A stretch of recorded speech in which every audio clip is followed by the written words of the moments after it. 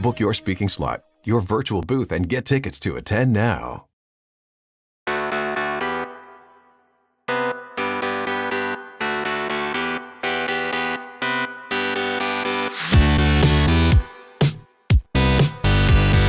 The Best You Store, helping you do more, achieve more, be more.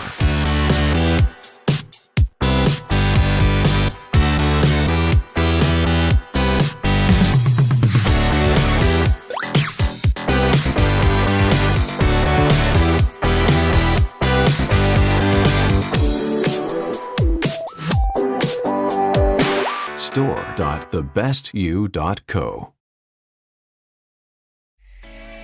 Con entrevistas en profundidad, charlas motivacionales y clases magistrales inspiradoras de los mejores expertos del mundo. Oradores motivacionales, gurús de los negocios y líderes de opinión. Líderes e influencers de todo el mundo están aquí para compartir sus conocimientos y habilidades contigo. Con más de 500 oradores, The Best You Online es una mina sin precio de sabiduría, conocimiento e información práctica para el desarrollo personal que te ayudará a tomar las riendas de tu vida, a ti, a tu negocio y a tu carrera, más allá de donde siempre has querido ir. The Best You Online. Hi, I'm Bernardo Moya, founder of The Best You. Are you a motivational speaker, an author, a therapist, a coach, or a business guru trying to raise your profile and reach a global audience? At The Best You, we've been building our brand for many years, helping those in the world of personal development get their message out there through the Best You Expos, the Best You magazine, and the Best You Online. And now we're looking to grow our community even more. We've recently launched the Best You TV, available on Roku, Amazon Fire, Apple TV, and Google Play.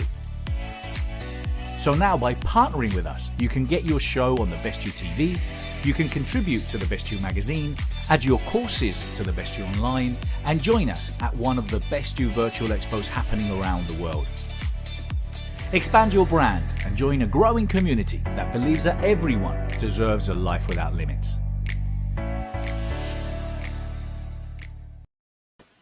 Hey, welcome back. Welcome back to the Best You Virtual Expo, London, day 3, Sunday. And my next guest, which I'm going to bring in a minute, is Janie Lee Grace. And she's going to be running a panel. She's got some fantastic guests that she's bringing in to a panel that's going to be discussing, does being sober give you superpowers? Now, she believes absolutely, and their guest, that it does. So Janie Lee Grace is an Amazon #1 best-selling author, speaker, and co-presenter on UK's biggest radio show, BBC Radio's 2, Steve Wright, in the afternoon. She runs a popular recommendations blog, imperfectuallynatural.com. And Janie has written 5 books on holistic living, including the #1 Amazon best-selling Imperfectly Natural Women. And the latest book has just been published, Happy, Healthy, Sober. Ditch the booze and take control of your life. Encourage everyone to look again at their relationship with alcohol. So I'm going to bring in Janie, and then she's going to be introducing her guest. Janie. Hi, how you doing? I'm very good, darling. Great to have you back again. Absolutely. It's a fantastic event. It's just so brilliant to inspire people like this. I love it. Thank you so much. Yes, and we play adverts in Spanish as well because we're so international. I noticed that. We did our expo in Miami, and it was pretty much 50-50 bilingual, and it was lovely, exciting. So, Janie, listen, I'm going to leave you. Well, I'll be back at the end for some Q&As, but I'll let you introduce your guest. Thank you so much. Okay. Thank you. Welcome. This panel title is it's a bit of fun, really, isn't it? It's called "Does Being Sober Give You Superpowers?" Now, obviously, I'm not suggesting that if you ditch the booze, you'll be able to fly, but there are lots of different definitions of superpowers. So I wanted to chat about some of the benefits of sobriety and whether, in fact, it is as wonderful as I would say. So I'm going to bring on my amazing, fabulous panel guests. I hope they're waiting in the wings. First up, we've got Amanda Thompson. Yay, there you go. Hi, Amanda. How are you doing? Enid Taylor. Hi, Enid. How are you? Hi. Hello, good, thanks. To you. And William, there you are. Amazing. Honestly, I'm always stunned when technology works. It's a good thing. Good thing it's not me working the dials. It's Bernardo and his amazing team. I was saying yesterday that I I did an event in Canada, which was all about increased productivity and using tech and, to get to your 6-figure income. It was one of those kind of events. And I felt completely overwhelmed, totally overwhelmed. And I'm standing there thinking, I'm the only person that is not able to get this. I'm literally the only one. And then this woman stood up and said, I don't know if I can do this like y'all can, because I can't even work the soap dispenser in the bathroom. Anyways, sobriety is a little bit like that, because when you first decide you want to ditch the booze, you think you're the only one. Anyways, welcome, guys. I really appreciate you joining me this Sunday lunchtime. So I thought I'd just print out what the internet tells us about superpowers. And it says there's no right definition of a superpower in popular culture. It might be used to describe super strength, projection of destructive energy beams and force fields, invulnerability, telepathy, teleportation, super speed, time travel, or weather. Now, it also says, and here's the important bit, it might also be used to describe anything from minimal exaggeration of normal human traits. Well, now there you have it, because I think that's probably what most of us here believe, that ditching the booze has managed to help, certainly help us upscale all the best bits, about our behaviors. So let's introduce you guys. Let's start with you, Amanda. Can you just tell us just who you are, what you do, for anyone who isn't aware of your work, and then we'll get onto the sober bit later. But just give us your sort of mini potted biog first. Sure, pleasure to be here. Thank you for having me, Janie. And what an incredible festival. I'm delighted to sort of be broadcasting in America and Spain, because we've launched Naughty, our alcohol-free sparkling there too. So that's exciting. I came from the journalistic world, so I was a storyteller. I guess that's the synergy ending up in the alcohol-free space. We've launched the world's first champagne style alcohol-free that tastes incredible. It's it's sparkling, it's delicious, it's organic, and zero alcohol. So that's where we are selling now all around the world. So an incredible opportunity to swap stories with you all today. Amazing, thank you, and we absolutely love it. I should have lined myself up with a glass, shouldn't I? Really. After Enid Taylor. Hi, hello everybody. Wonderful to be here. My story really is relevant for the last 10 years. I'm quite old, so I've been doing a lot of other stuff. But over the last 10 years, myself and my husband and business partner, Glenn, we've been running the Taymount Clinic. And the Taymount Clinic is a digestive health clinic, but we're pioneers in gut flora restoration.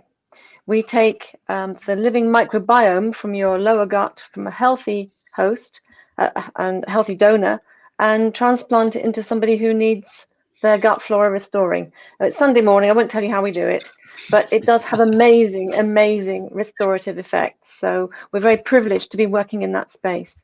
And we have we've started a bar in our clinic. It's Friday nights, the Booch Bar, and Naughty is one of the top the top products. So kombucha and Naughty, and we just sit around on Friday afternoons and just talk nonsense with alcohol-free drinks. It's just fabulous. It does work. Excellent. I didn't let that pass, by the way, that your expression was "I'm quite old." All right. Well, that's definitely one of the things we're going to be discussing, because certainly as William knows well, I am also quite old, but in fact I'm getting younger every year, because that is one of the superpowers. William, welcome. Hi there. So I'm William Porter. I wrote Alcohol Explained and Alcohol Explained 2 and a couple of other books, but obviously Alcohol Explained being the pertinent one for today. I always struggle slightly to describe it, but I guess it's a fairly emotionless and pragmatic analysis of alcohol and what it does, and more importantly, what it doesn't do, because we tend to have a lot of ideas. We socialize with it, we mark celebrations with it. But really, my book just gets under the skin of it and just looks at, as I say, what it does to us, but crucially, what it actually doesn't do as well.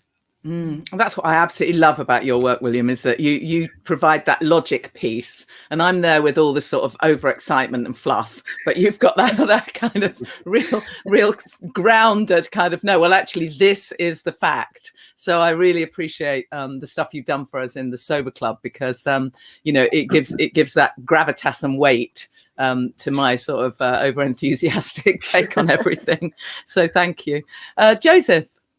Hey, thank you so much for having me. I'm a money mindset coach and a business mentor, and I'm just really honored to be here and to share my story about sobriety and really how it's helped me to, well, completely change my life and business. Fantastic. Oh, it's such a diverse group of people. It's brilliant. And I thought, let's start with asking you, William, if I may. As we've already said, your Alcohol Explained and Alcohol Explained 2 do exactly that. They explain what alcohol does to us. I mean, you'd think we'd know, right? But a lot of us don't, however bright we thought we were.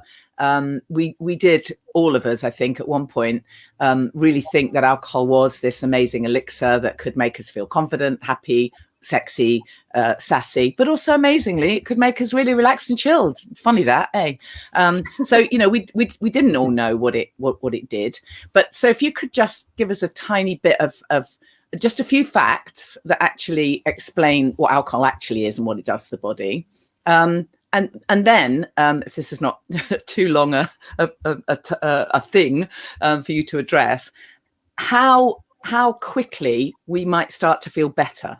And if we can get that sort of factual bit out there, and then we can talk about the amazing benefits. Sure, yeah, absolutely. I'll try and go through it fairly quickly.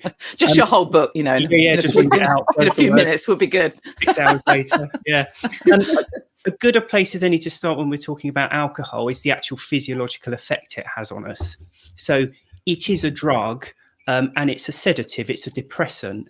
And when I use the word depressant, I'm using it in its chemical sense as something that depresses or inhibits nerve activity. So it's like taking an anesthetic. It makes you feel more calm. That's why we tend to feel more relaxed after we've had a drink.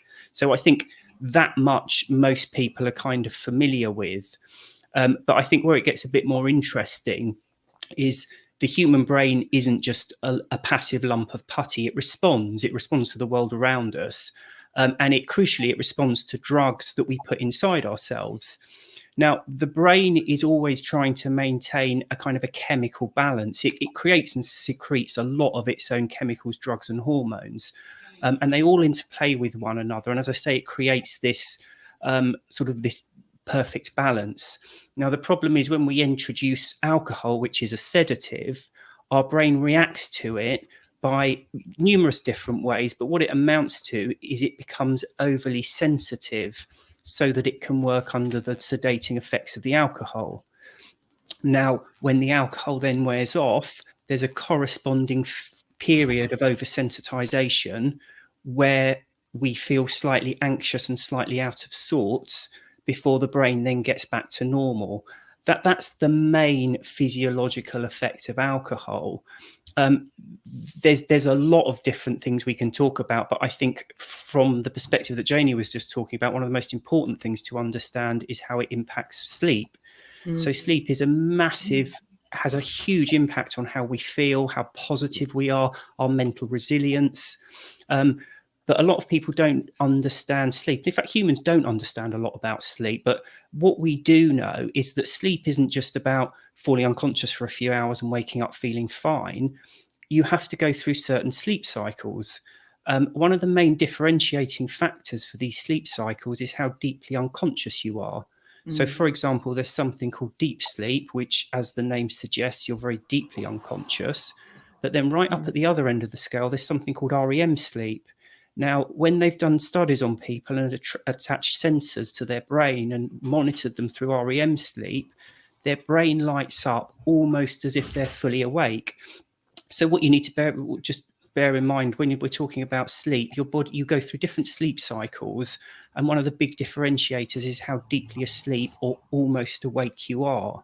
Now, the problem with alcohol is in the first part of the night, it acts as a sedative, usually about 5 hours. So you're too deeply asleep to go into REM sleep. Most normal sleepers have 6 or 7 rounds of REM sleep. When you're drinking, you on average only have 2. And of course, later on in the night, when the alcohol wears off and the oversensitization kicks in, that's when usually you can't sleep at all. That explains why a lot of drinkers will wake up at 3 or 4 in the morning, unable to get back to sleep and actually feeling quite anxious. So that's, I think, one of the main impacts there. I mean, I could go on for hours about all the different things, but hopefully I'm glad you picked up on that, because that obviously is one of the things I'm sure we're going to talk about when we start to talk about the benefits and the superpowers. You know, obviously what we really mean is that we can upscale traits and we can increase our productivity, and we can have the energy and enthusiasm and all of these things. And you know, the fog that we had before can lift, not least because we are getting proper sleep. So I think it is, you know, it's a really important point. It is. We could talk for hours just on this, but Enid, just tell us a little bit while we're just talking about, you know, the effects of alcohol. What alcohol does to our gut health, how it impacts on our gut. I mean, I know that, you know, just for in case anyone's not sure, alcohol, you know, there isn't any benefits. It isn't good for you. Don't believe the BS you read in the press.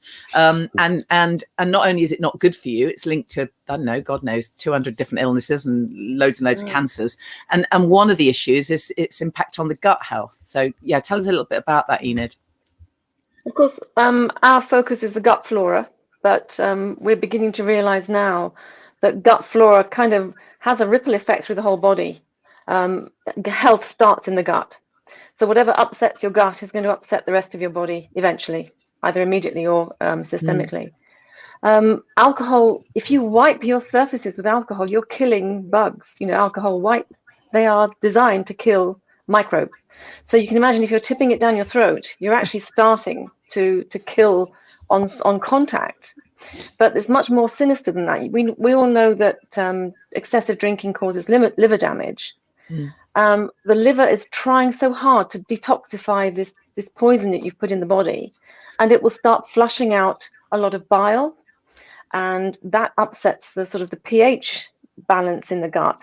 I mean, I know it's Sunday morning, so forgive the toilet references, but a lot of typically men. Can I just interrupt for 1 second, just to say, just in case anyone's not sure, she's heard all the gags. Don't even bother. Yeah. Heard them all. Carry on. And when you come work for us, you get 1 week to get them all out your system, and if you come up with one we haven't heard, you get an award. So I mean, men will typically say, "Oh, when I've had a night on the beer, I have a really good clear out. It's good for my gut." It's a little bit like saying, when the river's high and the floodwaters come in, my carpets get a really nice rinse. It's kind of, it's working really hard. It's not in a good way. Gin, we know, for example, will actually decrease your microbial populations. Paradoxically, red wine can increase some bacteria species, but that's because of the polyphenols, and it's a temporary thing. So there is no good effect from drinking alcohol on your gut flora, your liver, and certainly your kidneys. So there's no box to tick that says, oh, that's okay. No amount of alcohol is actually good for your gut, period. Sorry about that. Thank you. No, well, thank you for clearing that up. Good. Let's get on to the good stuff. Joseph, tell us a little bit about the work that you do, and maybe just a little bit about your sort of sobriety journey. What happened for you? Of course. So I was a publicist for about 10 years. I ran my own company and freelanced in media in London, kind of went in and out of coaching for a few years, and then always kind of associated alcohol with, you know, celebration, taking clients out, meeting journalists, all that great stuff.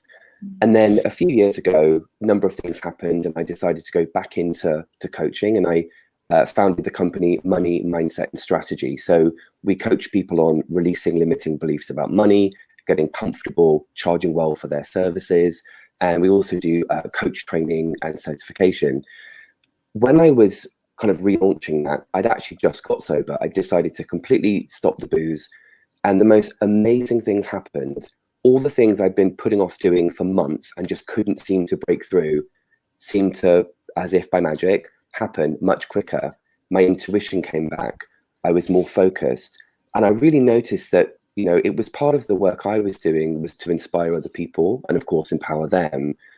And I found that the more I was taking care of myself and my own well-being, both mentally and of course physically, the more I was able to set money goals, to set career goals and business goals, and actually see those manifest in a really beautiful way. So I guess the connection I see is, well, on the surface, money mindset and strategy sounds like it's, purely business, but to me, it's about self-care, creating a life you love, and actually giving yourself, security and options. And a large part of that is connected to your self-worth and self-esteem. So when you really love yourself and you really start to come from that place of deep self-respect, you naturally make choices that are more in line with your highest good and with your goals and things like that. So not to get too much on a soapbox about sobriety and business, but I really do believe that the future of business is sober. And I think that, most of my clients, the really successful entrepreneurs, they go sober. I don't mention it in my work too much, It is. It's really fascinating. I mean, I know we're going to talk more about this increased productivity piece. Yeah. But and these benefits that and these kind of traits that we feel we wouldn't have had without that. This is the thing that I suppose I'm most passionate about at the moment. I don't know how you guys feel, but I'm getting so fed up with hearing this constant stuff on the news about the fact that everyone's drinking too much in lockdown and some really dangerous levels of drinking. It's really quite worrying. I feel unbelievably blessed that I wasn't, I'm not still drinking, because that would not have been pretty. And my heart goes out to people in that situation. But unfortunately, every single expert that's brought on to comment will recommend that you start drinking a bit later in the day, or have a glass of water. I mean, what the hell? I so desperately want to get across this message that life is fantastic without any, and there is another way, and you do not have to wait till you're at rock bottom before you get off the booze elevator.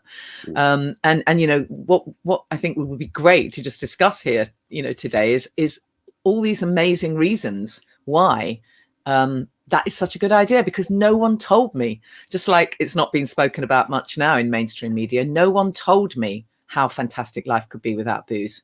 Everyone just kind of said to me if I would ever share that I was drinking too much, people would just say, oh dear, well, it sounds all right. You seem to be doing okay. So, hey, carry on. And I was given license yet again to carry on. Nobody ever said, wow, you've got no idea what might be waiting for you on the other side if you just ditch this. How about that? How about trying that one?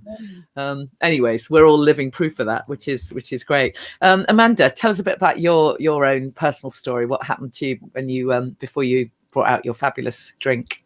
Well, just prior to that, I was just going to pick up on what you just said about the pandemic, because it's been fascinating, heartbreaking on one level, what's been going on with alcoholism. And then ironically, it's given a brand like mine a chance to almost supercharge itself because of the way that we're all living out online. So Naughty, my alcohol free, it had only just launched pre-pandemic in the UK, and now we're selling across the globe. And I think there's this strange irony that the good that's come out of this horrendous situation is the fact that we can all sort of cheerlead brilliant alcohol-free brands right now, but it's heartbreaking the figures for alcoholism being on the rise. And just to clarify, I come from a space, I'm in an interesting position having launched an alcohol-free brand.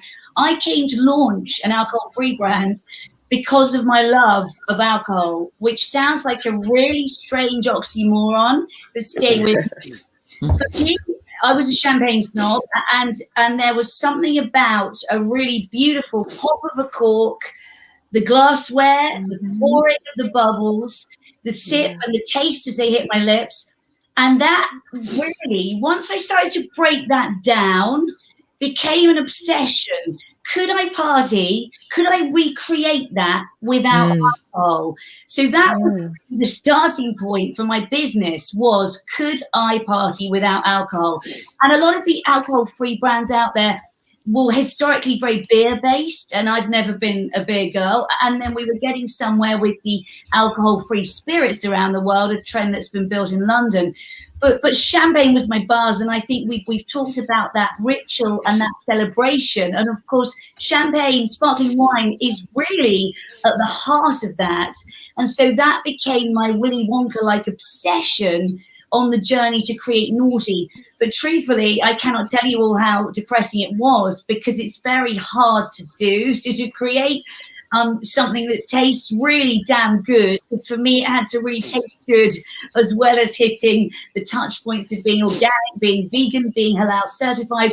And that was really why Naughty came to fruition. But to touch on the point about business that Joseph was making, it was just pre-pandemic, fascinating to me in London. We were just starting to work with various corporates, and we are still in various ways during lockdown around the world. But this idea of business socializing has been so dangerously, inextricably linked to alcohol that it's timid diversity. And of course, you had so many people who weren't welcome at the table. And the corporate world didn't mean to do that, but it was because alcohol was so inextricably linked to that. And so what Naughty does when it comes to corporate culture is it gives me a glass of something, someone else a glass of something he may be choosing to drink. And whether I'm not drinking because of my sober journey, because I'm secretly pregnant, because I'm following a halal diet, whatever my damn personal reason may be that I may not want to share, of course, because we haven't really touched on that, it just gives you an equal seat at the table. And so pre-pandemic, we had a party at Tramp nightclub, and there were, I was speaking as an entrepreneur, and there were my alcohol-free Naughty cocktails being served.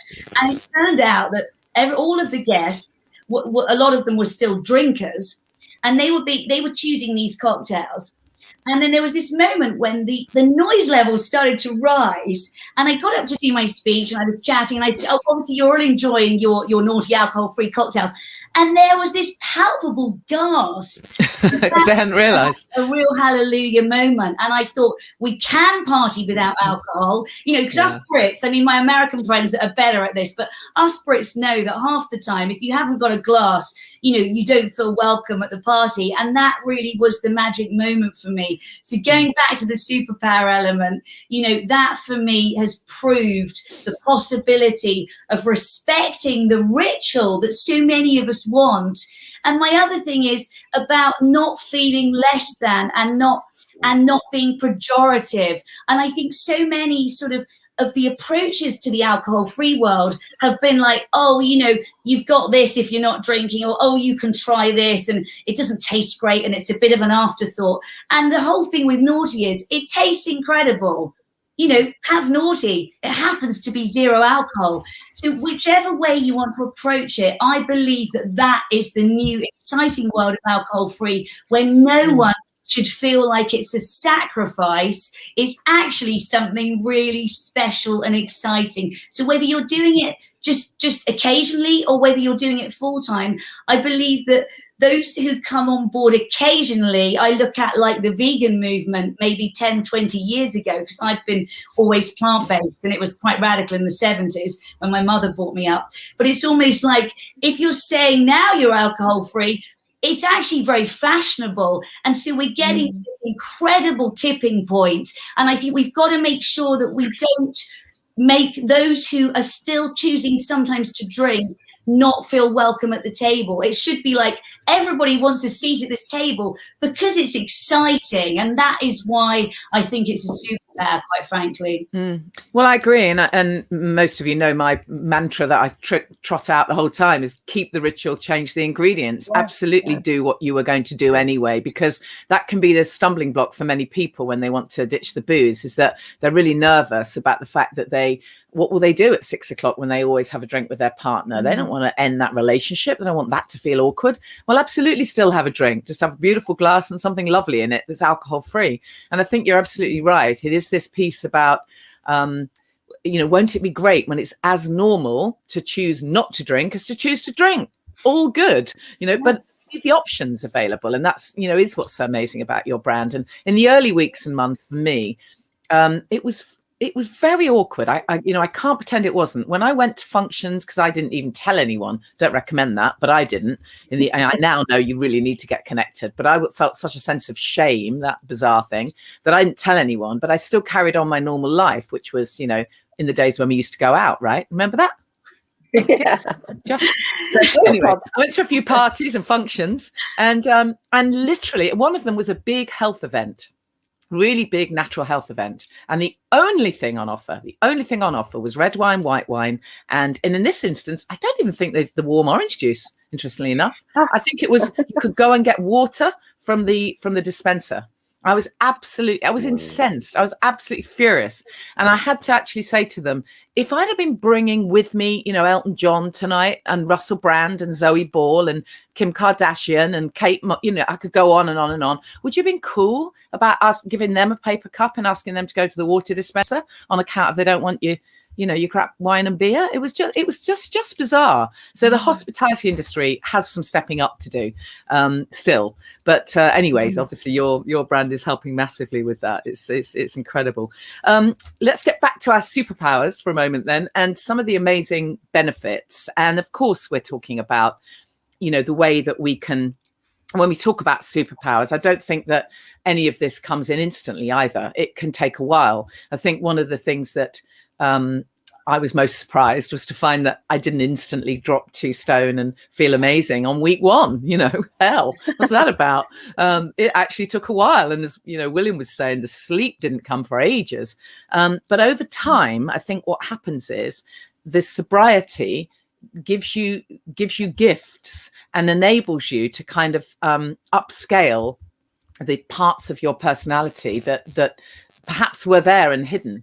And it does now feel like a superpower to have, for some people to find their purpose, to have a whole new energy, as Joseph says, to be able to increase your productivity. People find that stuff happens that wouldn't have happened to them otherwise.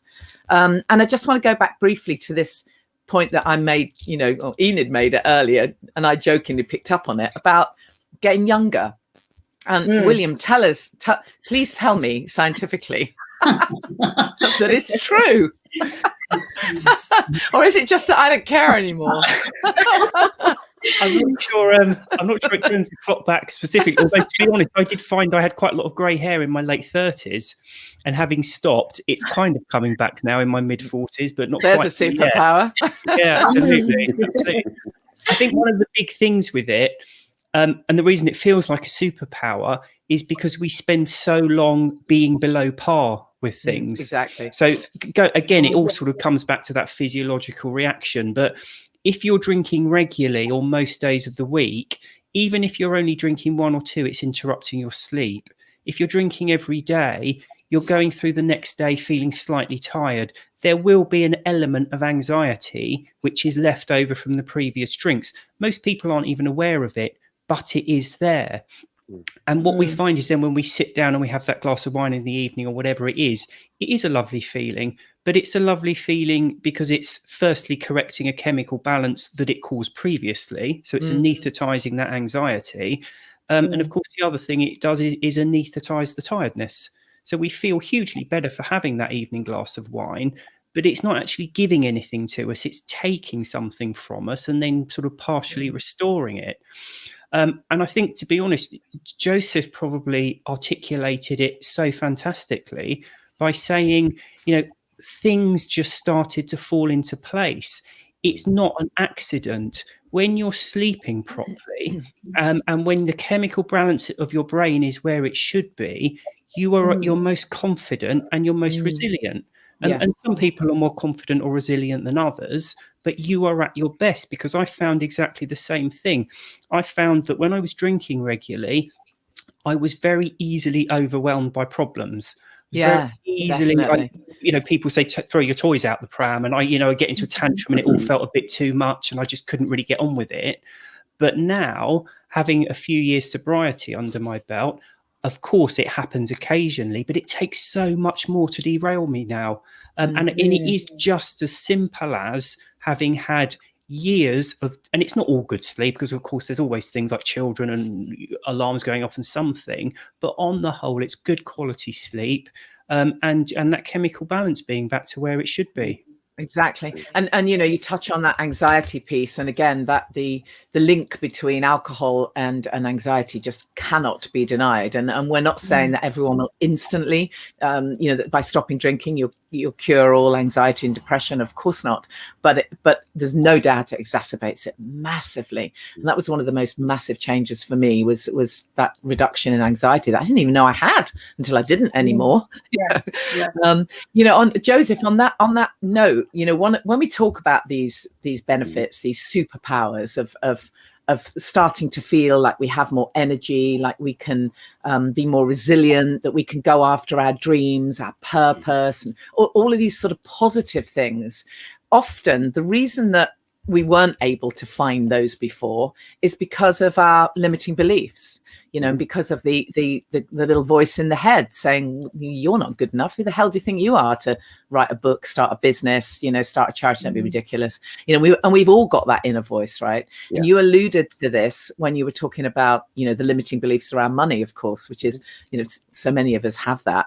How have you found that with well, just tell us a bit about how you kind of see the way it progresses when people stop drinking, how they're then able to better challenge their own limiting beliefs. Sure. So something William said kind of made me really happy, because I hadn't heard it explained in that way before. I know, he's really good. He's really good at that. I'm wanting to take notes, to be honest. I'll probably watch this back later like that. So I believe that we all have an intuition. I don't think there's anything supernatural about intuition. I think we all have one. It's one of our human senses. Alcohol obviously numbs that with other parts of the mind and the brain. When we heighten our intuition, the way I teach it and the way I believe it's like our inner guidance system. It's like a GPS. So we have a goal or an intention, and our intuition gives us inner guidance. It gives us nudges or, little ideas to follow. The more we follow that, the more we're naturally in tune with going towards our goals and upgrading our lifestyle in ways that are meaningful to us. So, a lot of people talk about manifestation in the universe, and they kind of roll their eyes a bit, thinking it's all very woo-woo. I actually believe it's very natural and very scientific. Just depends on the language we use with it. So I guess the first piece for me is you're naturally heightening your intuition, or rather you're not numbing it anymore. So you're putting it in touch.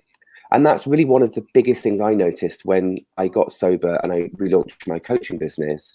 I just found my intuition was so heightened. When I coach clients, so much of it is intuition, listening to what they're saying, reading their, not necessarily body language, but their tone of voice, their energy, things like that. And actually something I wanted to touch on, just to slightly go back. I love, Orlando, what you were saying about being in events where people, they don't necessarily cater properly to, people who don't want to drink. I teach something, a process called moving into empowering money language. And I also apply it to sobriety. So a money example is, sorry, I don't work for free, or I don't do that for free, right? Very disempowering, very no energy. How I teach is you flip it. So you say, we'd love to help you. Here's a link to book, or absolutely, we can do that. Here's a link to buy my course. With sobriety, I also did the same with myself. Rather than, sorry, I don't drink, or I'm so sorry, to have water, I go, would love to attend. Can you just make sure there's going to be some nice water and fruit juice? Or if you're in the event, can I get your cocktail? Sorry, I don't drink. We have nothing to apologize for, being sober people.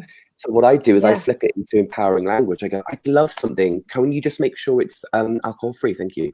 It's about saying thank you rather than sorry. I just wanted to share that with everyone. I love that. I really appreciate that. It's so true, and it's one of the things I bang on about all the time is that positive language. And sometimes I'll ask a client, when I'm working with a client one-to-one, I'll ask them, what's their why? Why do they want, this coaching? Why, and they'll give me a massive list of what they don't want, which is fine. And, that's the pain point, isn't it? And I don't want to feel rubbish anymore. I don't want to, not be able to drive to get my kids. I don't want to, I don't want to be this fat. I don't want to be, or whatever. And it goes on and on and on. And then you ask, well, what do you want? And what's quite interesting is often when people are really locked into this space, and I know this was how it was for me way back, I couldn't have given a list to anyone or even a sentence about what it was I wanted, because I couldn't possibly have imagined it. I couldn't have imagined that life can be this fantastic without booze.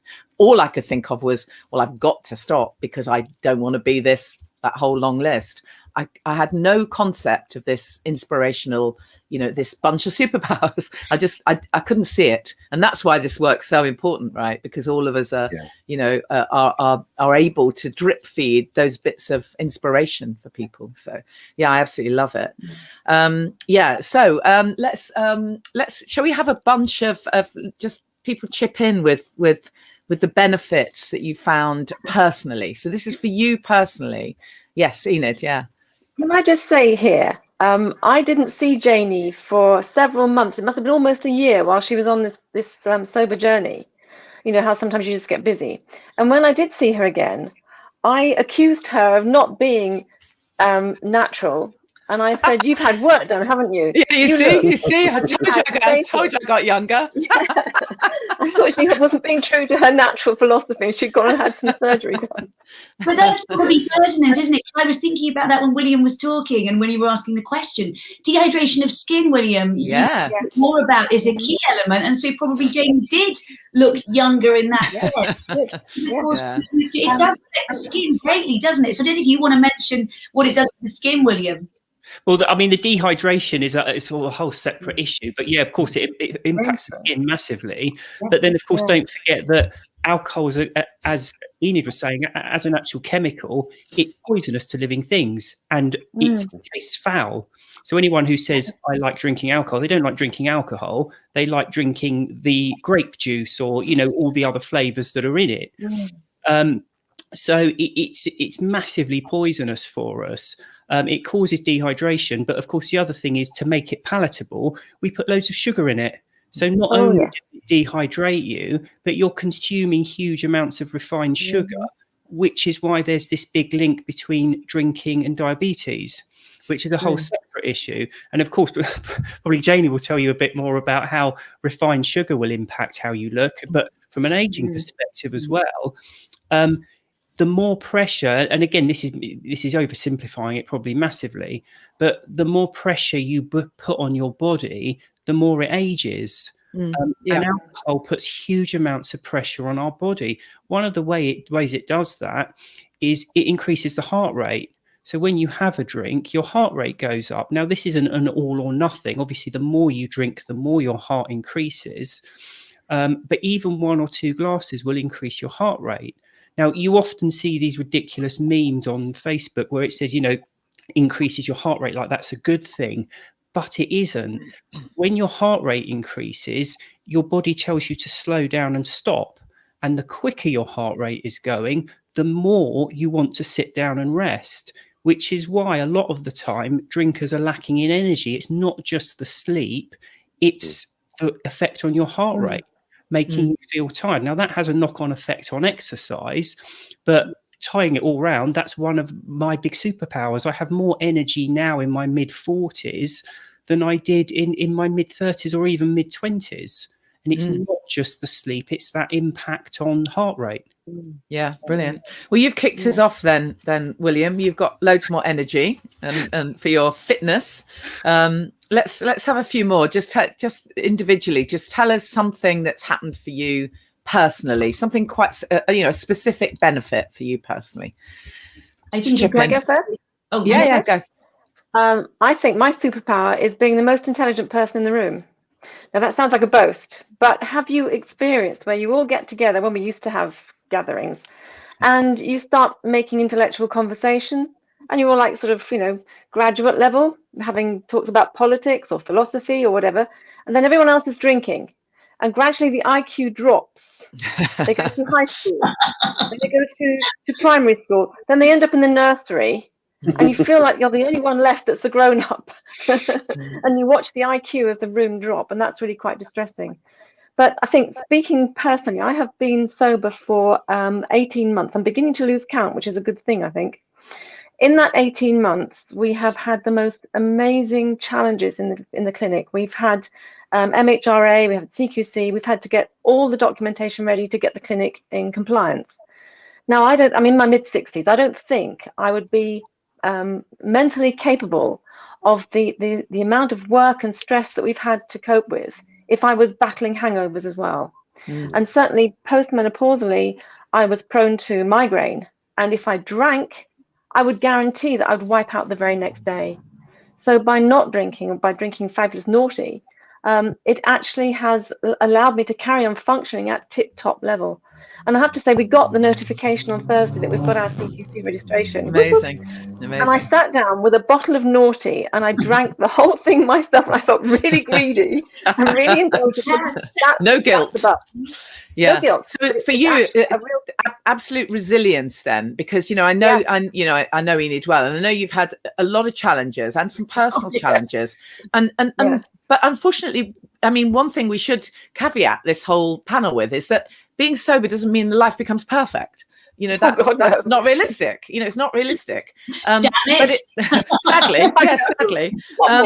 But when the challenges are, thrown at you, you're in a very different place from that resilience. I mean, one thing I've noticed, and I'm sure others agree, is that when you get into kind of arguments or spats with family members or whatever, it's not that those things don't happen anymore. It's that I've found that I personally come at things from a much more authentic place. I feel more solid and stable and authentic. So I still have a hissy fit of the kids, probably.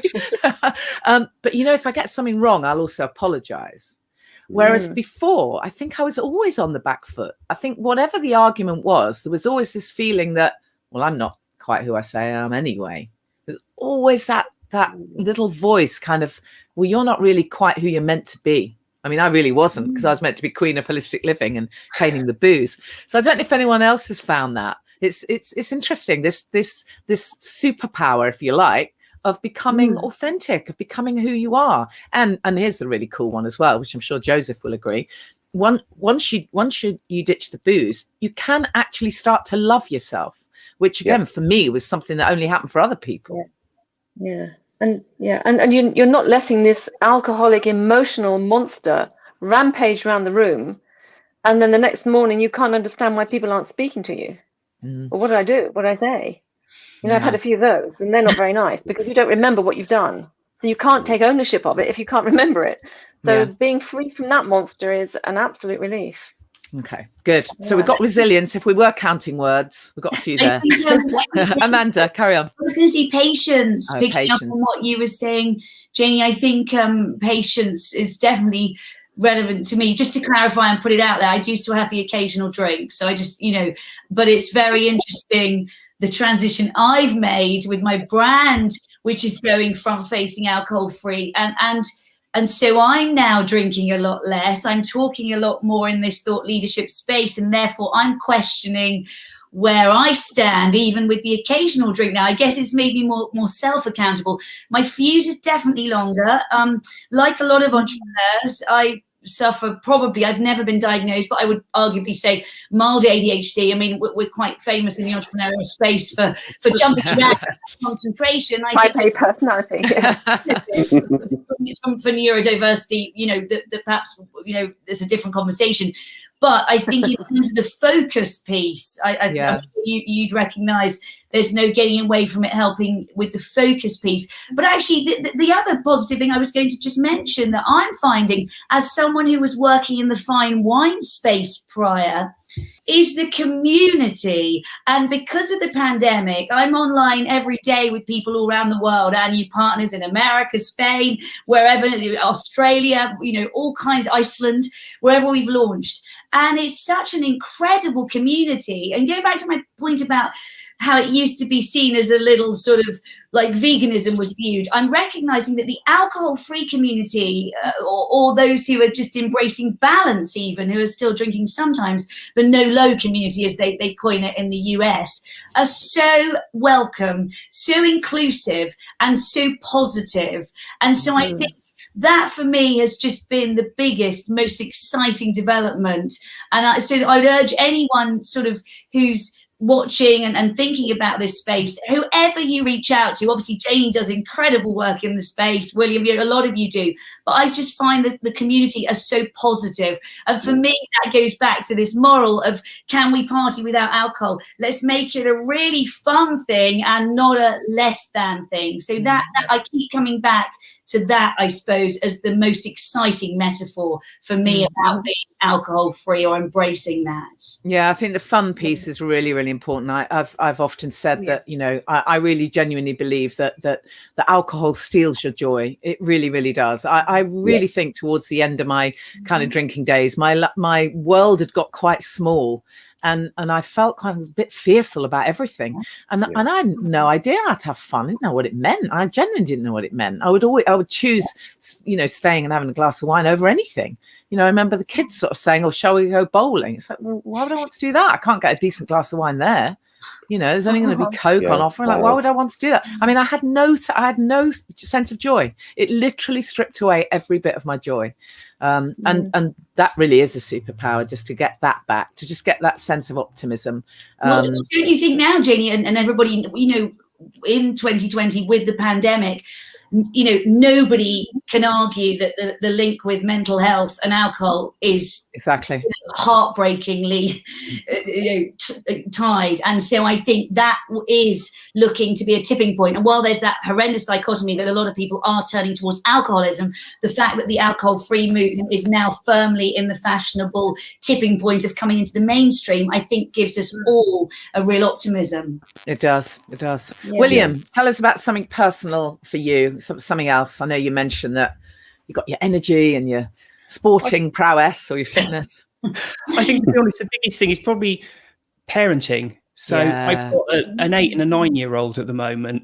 And you're homeschooling now, of course. Homeschooling, and my wife's a key worker, so she's out during the day. So it's me trying to do my job and the two of them.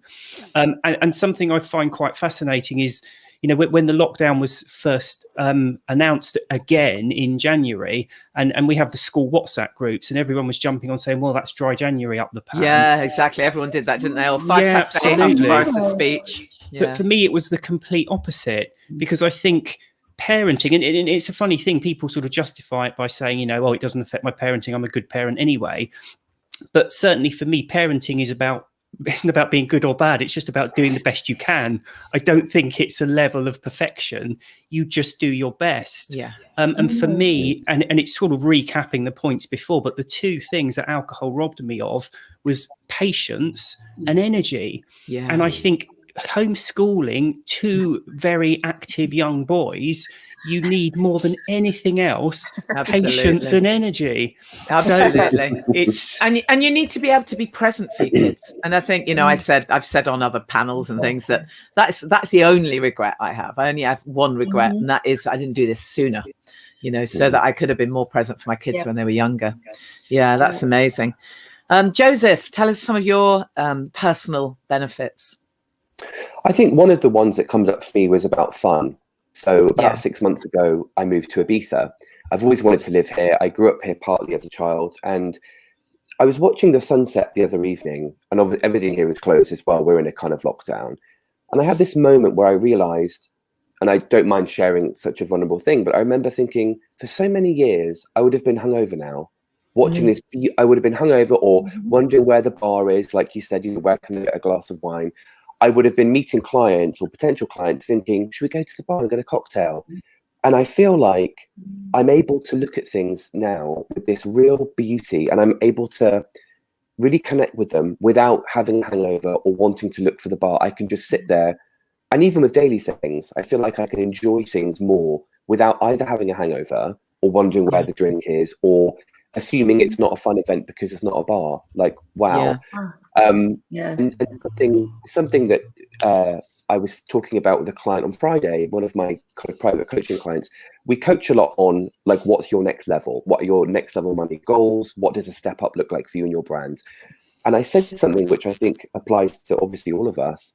This, not just the lockdown, but with 2021, with everything, the next 6 months are going to happen, whatever we do or don't do. There's nothing we can do to pause that time. What we can do is choose what daily habits we put into place. We can choose what goals we go towards, and we can choose what we do to work on our mindset. So I often like to visualize myself in 6 months or a year's time, looking back, thinking, do I want to be in the same place, going, I plateaued and, you know, stayed the same? Or do I want to put the work in and create, you know, like my t-shirt says, design your life. And nice. Design your life. Thank you. We just did a clothing range. So encouraging people to design their life and to give them permission to say, you actually can have the life you want. You really can. Absolutely. Just have to work on your mindset and, take advantage of the same time we all have, Well, it's interesting you mentioned time. I mean, of course, one of the classic superpowers is time travel, and we can't do that. Although we can, as you say, in our mind, we can fast forward 6 months. I often get my clients to visualize that as well. Oh, wow. What would happen? What would happen if in 6 months' time you carry on doing what you're doing now? How are you going to feel in 6 months' time if you literally continue drinking, continue with the same thoughts, continue with the same habits? How are you going to feel? And sometimes even just that one question can catapult people to it's just a feeling of and how might you feel if, and then you can bring in the positives. But on that note of time, let's just talk about that for a moment in terms of sort of, because again, there's this lovely phrase, who knew there were 2 6 o'clocks in one day, right? Who knew? So each of you tell us your experience of the fact that, being sober and how being sober has affected your experience of time. Whoever wants to go first. I was just going to share that I read, one of you might know the year stat. I read that on average, when you're a drinker, you spend, I'm pretty sure it was 7 years of your life. This was an average, obviously, hungover. Now, something like that. So even, take that as an average, I guess, if you're not an alcoholic, if you're an alcoholic, having one drink a week. But to give away a massive chunk of our short lives, hungover, and we all, however long you all gave up drink, right? You can still, in your mind, remember the pain of a hangover, can't you? Oh yeah, absolutely. To go back to think about that for me is a very sobering thought. Well, we all lost days to it, didn't we? Literally days. Yeah. What about you, Enid, in terms of time? Yeah. I mean, I can remember waking up and just not functioning for the whole day because you've got a hangover. And as you get older, it takes longer for your poor old kidneys and liver to flush it through. So it was like till 4 o'clock in the afternoon before you actually began to feel normal again. And I know I qualified as a naturopath 19 years ago. And when I was working with people in those early days and correcting their diets, I was struck by how the realization was that people didn't know how good it feels to be well. They didn't know how you should be feeling as a normal, healthy human being. It's like you should have enthusiasm, you should have passion. And I think we've seen the thin end of the wedge with alcohol, and it's got bigger and bigger. We're drinking more now as a society than ever before. So I think the same applies to alcohol-free.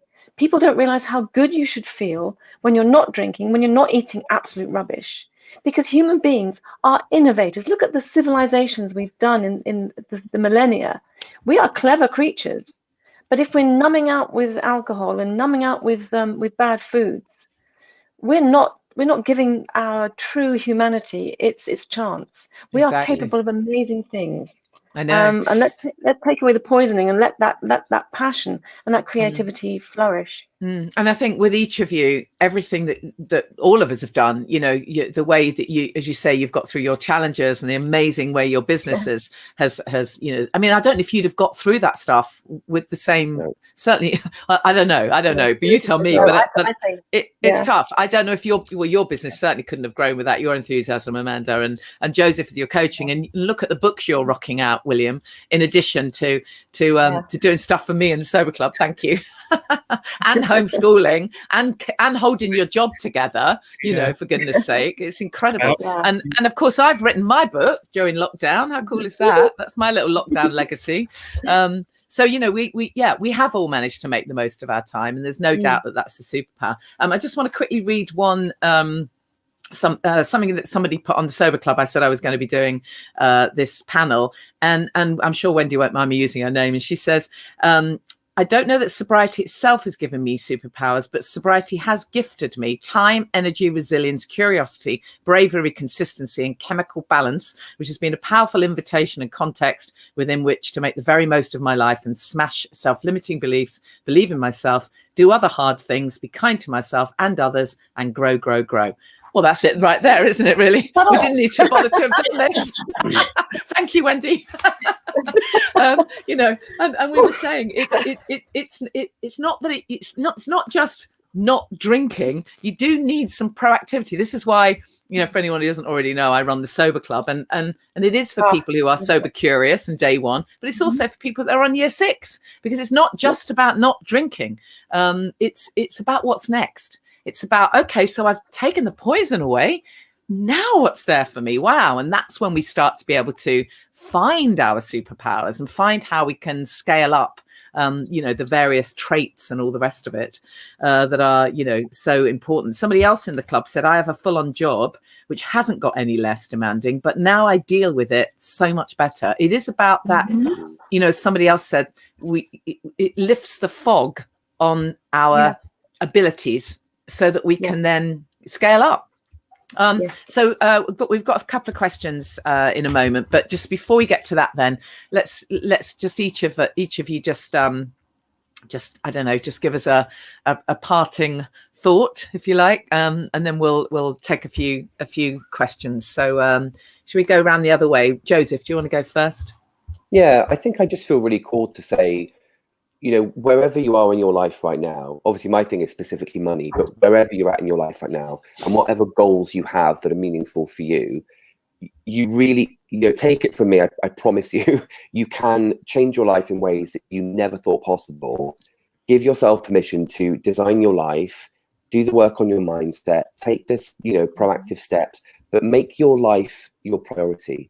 I guess I'll just leave it there, but make yourself and your life your priority and give yourself the respect you deserve. Absolutely. And just tell us where we can find more about your work. Thank you. It's moneymindsetandstrategy.com, and the podcast is called Money, Mindset and Strategy as well. Brilliant. And thank you for being a guest on my podcast. That was really nice to be I loved it. Thank you so much. We're going to do it again soon. I got the most beautiful message from a few people, actually, messages from people saying that they had found our podcast and they'd listened to it and it's inspired them to get sober, which just meant the world to me. So thank you again. Yeah, amazing. Thank you again, Janie. Fantastic. Yeah, William, what about you? What would you like to end up with? I would just say to people, it's entirely your prerogative and your decision whether you drink and how much you drink. But with any decision, you need the right information to make that decision correctly. Because if you're making a decision on the basis of incorrect information, then something's going wrong somewhere. So that would be my message, is just, if you want to do it, but just be aware of all of the dynamics involved. Yeah, absolutely. And that's where your book, I think, is so important. And this is one of the things that I recommend to everyone, is that we all need the logic piece. We do need to be reminded of these facts around alcohol. You know, we do need to know for sure exactly what it is and what it's doing to us. And then in addition, we need the inspirational piece. So we need the logic and we need the inspiration. And there's that lovely phrase, you know, emotions, not logic, inspire action. But you still got to get those foundations. So, you know, get that logical piece as your foundation. And then from there, you can get all the enthusiasm and the inspiration, hopefully. So again, just remind us of where to find you and read and find more about your work, William. Probably the best place is the website, which is alcoholexplained.com. So there's lots of information there. Great. And again, you know, William's done a few fantastic pieces for us in the Sober Club. I really appreciate that. You know, you've done some pieces on cravings. Well, in fact, you've written in the book. Yeah, William's done a really nice piece on craving, really explaining what cravings are. You know, because we think that they're, you know, even weeks into ditching the booze, but you know, as William explains, they're just thoughts, pretty powerful ones, but they're just thoughts. But yeah, thank you, William. Appreciate it. Enid. I just want to kind of touch on something Amanda alluded to, and that's being around people who support you. The Sober Club is a source of incredible non-judgmental support, which I think is not just about drinking. The people who are there are just so generous with their love and their support. It makes a huge difference, because whatever you're battling with that you might normally have numbed with alcohol, you can bring to the group. There's no judgment. And they are an incredible bunch of people. So thank you, Janie, for bringing us all together, because that really helps. Because we've all got friends who say, go on, have a drink. I had a friend who said, a neighbor who said, yeah, you've stopped drinking. I can tell you need a drink. It shows in your face. What? I think Yeah, you what find that shows in might my be face- reflecting on Oh. her behaviour. Well, I think what was showing was the incredible stress we were under in lockdown. Does it make a difference if I drink with all that stress? It just makes me less able to cope. So when you have people who are kind of so-called friends saying that to you, it's hugely empowering to go back to the sober club and say, guess what I was just told, and have the right kind of support, giving you the right messages to be able to combat that sort of very negative influence. So thank you so much for the sober club, and thank you everybody who's in it, because it's very, very much a lifeline. Yeah, it is. You know, that phrase, the opposite of addiction is connection. It's really, really true. And for many people, when they stop drinking, even a few months down the line, the people closest to them don't necessarily understand. It's not their thing. It took me ages before I realized this was my thing. You know, I now, advise clients, don't necessarily share all the ins and outs of this with your partner or your family, because it's not their thing. This is your thing. It's non-negotiable as your thing. And it's the best thing you'll ever do for yourself and your health. So you deal with it on your own, make it your thing, and share the ins and outs and the minutiae with people who've been there, done it, got the t-shirt. Because if you're someone who has an off switch and this isn't a thing for you, you won't have any understanding. You know, the amount of people that will just say to you, well, you can just have one, can't you? What's the problem? And actually the answer is, well, yeah, I can, but I don't want to. But why get into those arguments, while you're still feeling fragile, kind of thing. Anyways, Amanda. Well, I think baby steps are very exciting for people at the moment, and not feeling like they have to go all in and getting away and flicking the switch from the lacking and depressing thing, which I'm obsessed with fun. I keep mentioning it. I am obsessed with linking it up. And I think if we can flick the switch and say, let's create a new ritual, which whether it's naughty, whether it's an alcohol-free beer, whether it's something else that's alcohol-free, kombucha, whatever's your buzz, look on it as an exciting journey and flick that switch. And even if you start to do it perhaps just in the week, or, whatever makes it easier for you. And I think just recognizing that if you flick the switch, the thing that you think you're making better, i.e., one drink, going back to the dry January thing, which we were really involved with around the world, and we saw that seismic shift. Oh God, it's the pandemic again in the UK.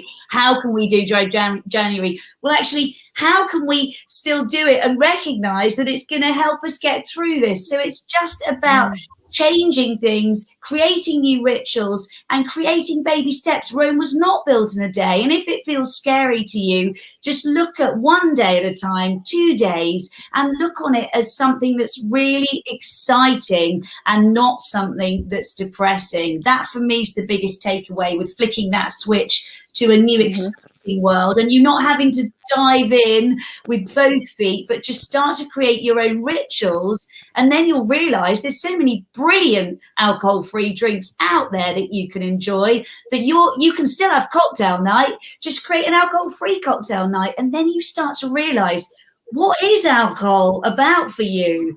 It's about delicious flavor, a lovely ritual, and relaxing. And then you get that waking up and feeling good in the morning. If you approach it like that, it brings back the fun, and it's easy. Yeah, absolutely. Yeah. Thank you so much, guys. It's been amazing to chat to you. We've got a couple of questions, and I don't know if Bernardo wants to come in. There's one question here. I'll just read this one. Karma Self says, I understand the superpower of serenity when you get sober, but on average, how long has it taken you to get there? Or has it been instant for some of you? The superpower of serenity when you get sober. How long has it taken, or has it been instant for some of you? Definitely not instant for me. No, it took a good few months for me, but that's because I didn't do it right, in inverted commas. There were things I wish I'd done, and that's what I now teach, is that you can make this so much easier for yourself. You can do that, balancing the brain chemistry piece. You can make sure you eat really well, which makes a huge difference. You can get connected, which makes a huge difference. You can get inspired. You can, read the Quitlet, listen to the podcast. You can practice the self-care, which is huge. I can't put a date on it, but I genuinely believe you can make this a much faster process for yourself if you put those little bits in place. What would you say, Joseph, to that question? I think something came up for me around that. I think that it really I think it depends how you define serenity. So if there are certain things in your life that are bothering you, whether it's things you're not taking action on or things that you know are happening but you're avoiding, the quicker that you sort of give yourself permission to face them head on, get proactive and tackle those things, I promise you'll feel more serene, because one, you're putting out fires, but two, you're not starting them. So you're gonna find that you're sorting the things out that bother you, and on a much deeper level, you're gonna like yourself a lot more because you're keeping promises to yourself. You're being good to yourself. I think that's something that happened to me very quickly. Was when I got sober, I actually made a list. You know, typical coach, right? Make a list, and I listed all these things. I thought, right, you're taking action on these things. No more excuses. And I one by one went through all the things that were bothering me. And I took action, you know, big action. So I would personally say your serenity will be in proportion with really how much you show up for yourself and create the serenity you want. You know, get proactive. I agree. It's so interesting you mentioned that, because one of the really interesting things is so often we've all got a whole list of stuff we need to do, right? Little chores, just stuff, booking a dental appointment, just stuff, and it just gets put off for months and months and months. And it's interesting. So it's sometimes for a lot of people, like, it's a really massive thing to just book the dentist, but people don't do it. And when you get sober, you can suddenly go, okay, I've got a clear head now. I'm going to have to do those things. There's that lovely Bernardo will know who came up with the phrase, but that phrase, eat the frog. So you just do that big thing first, right? Oh, yeah. Just do that, get it out of the way. Frogs never taste as terrible as you think it's going to do. Just do the one big thing on your list that you've been putting off for bloody ages. Just do it, right? Anyways, Bernardo, hi. Sorry, yeah. Okay. Can I just say that I'm not sure about serenity, but it took me several months to realize that I had this growing awareness that like the little boy in the crowd when the emperor's riding past. Yeah, exactly. The emperor's not wearing any. Alcohol is not the big thing that adverts would have you believe. I mean, you have this advert where there's this lady in a cocktail dress. She's looking very sophisticated, got beautiful heels on, maybe a fur or whatever, and she looks really sophisticated and elegant. Few drinks, a few cocktails down the line, and she's broken a heel off her shoe. She's lost her handbag. That's not elegant. That's what you start to see. You start to see through the myth that alcohol is anything good. Yeah, and that was quite a shock. I think it wasn't serenity. It was kind of like an eye-opening shock almost. It's like, hey, this is a false friend. So, yeah. And I wanted to add to that, actually. I mean, I've got a couple of comments, a couple of questions as well myself. But one of the things was bringing up the subject of... which obviously, you know, kind of is a big thing. For me, I think I'm live in Spain, brought up in Spain, Spanish family. We're used to having the red wine and lemonade since we're 6, you know. So we're used to having a vino tinto, you know, with lunch and dinner. And so, hey, listen, I remember leaving my mum once my kids with my mum once, and they were 6 and 7, and they looked like they had a few little drinks, and I had to have a word with her. But I'm just saying is that we have been brought up with alcohol around the house, you know, and obviously when the nice weather is out and everything else.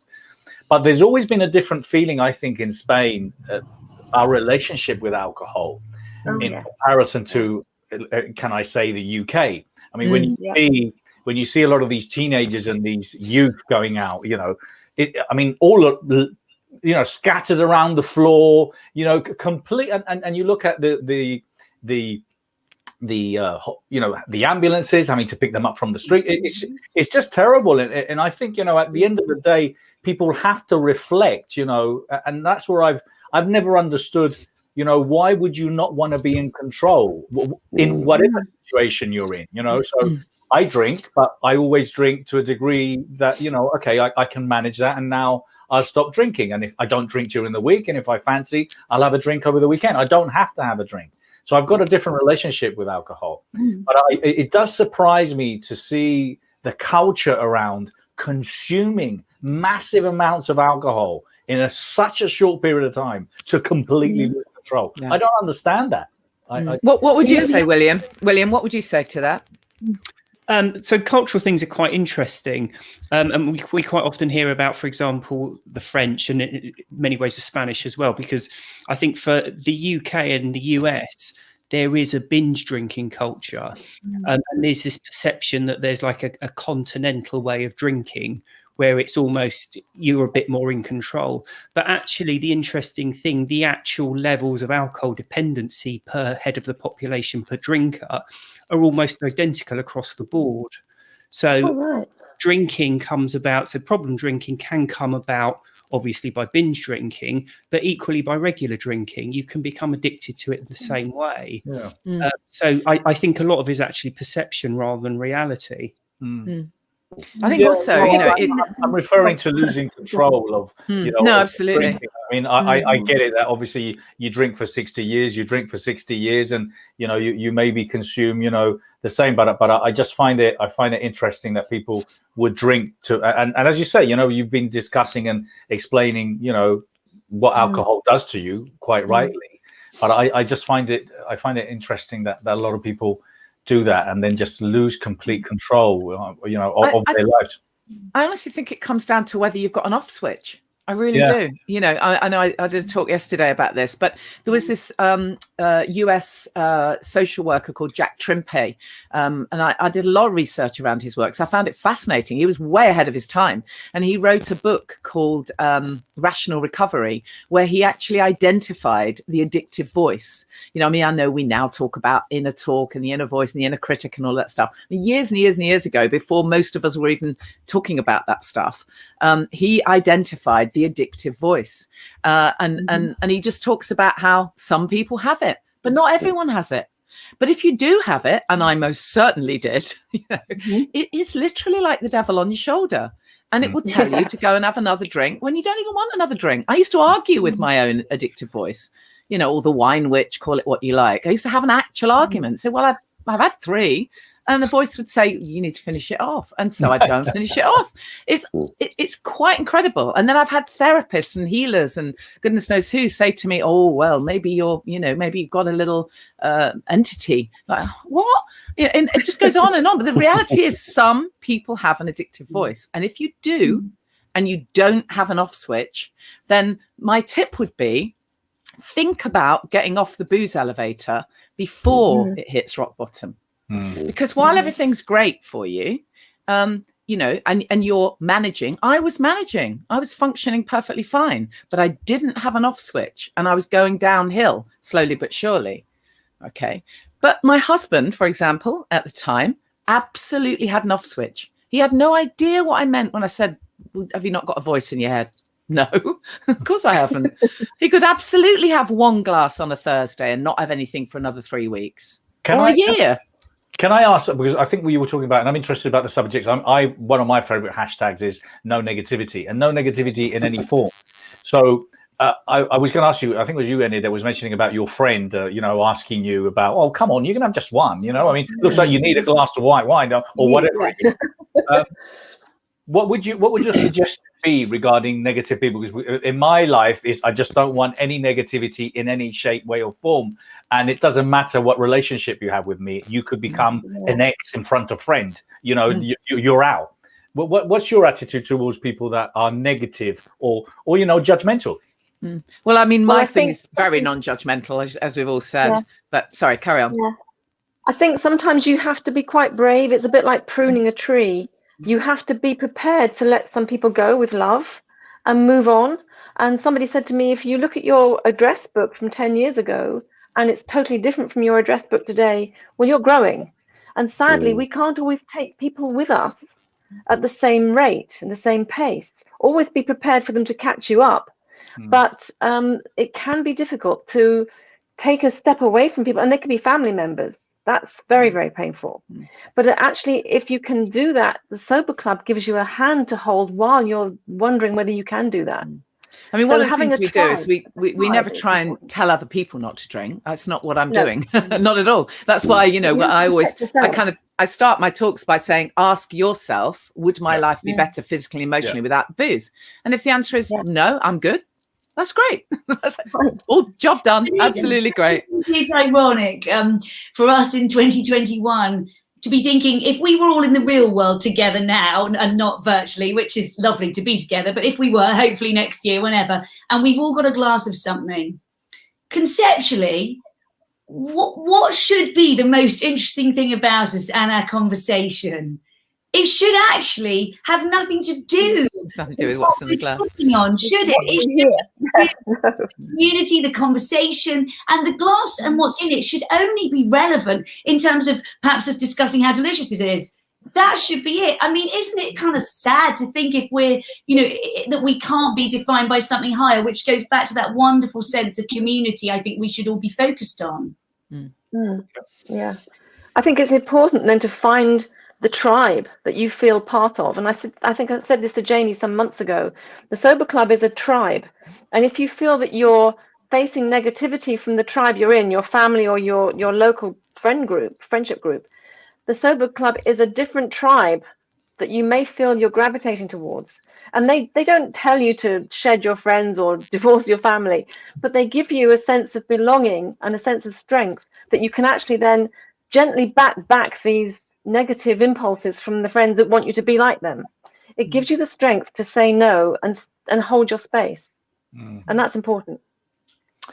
Well, brilliant. I want to thank you all, Janie. Thank you for bringing such great hosts. I know, aren't they great? Amanda, thank you so much. Joseph, William, and Enid, thank you so much. All of you. It was a great conversation. And we'll be sharing this. It will be recorded and back on the Best You TV and the Best You Online. But I think it's definitely a conversation. And I love what you brought here, Janie. And I love the idea around asking yourself those questions.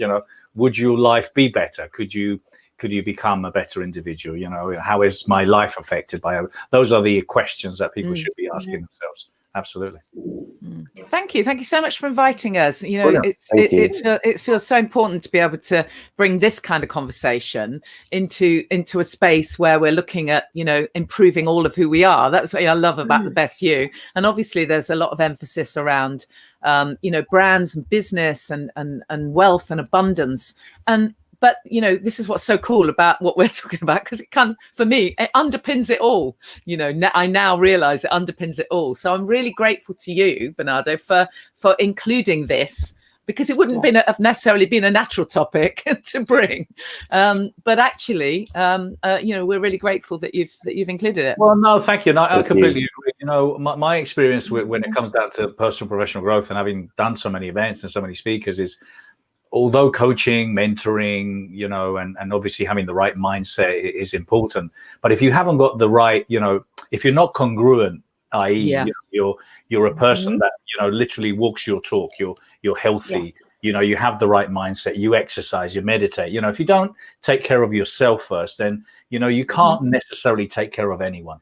So and I've said this so many times. I've said I've come across so many professionals, and in my inner voice, I say to them, you should read your own book, because they talk about happiness. I'm reading it.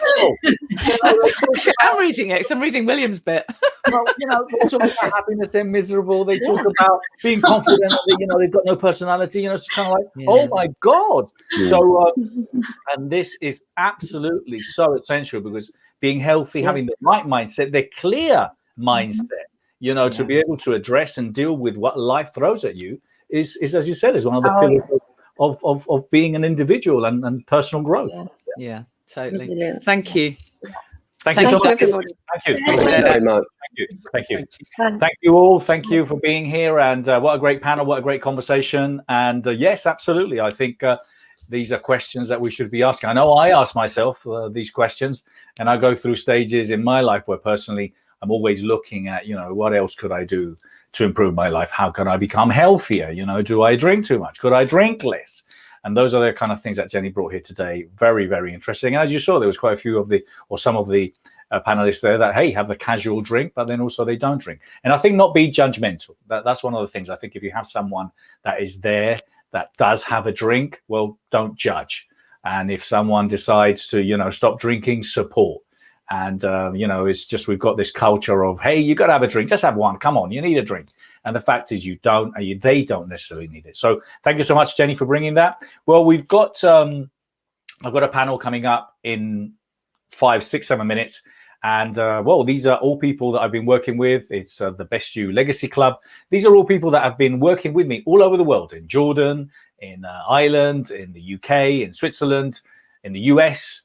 Some of them. So basically, these are panelists and people that have been working with the Best You in helping people Understand what their purpose is and what their legacy is going to be. What are they going to leave behind? What are you here for?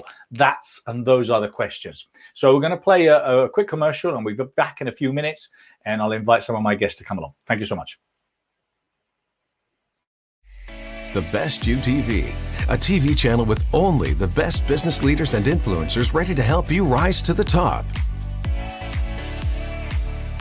Available now on Roku, Amazon Fire, Apple TV, and Google Play. Are you in the personal development world trying to reach a larger audience? Are you a motivational speaker, an author, therapist, coach, or business guru tired of pushing out content with little results? Gain more clients and expand your business today. Get your show or content on The Best You TV.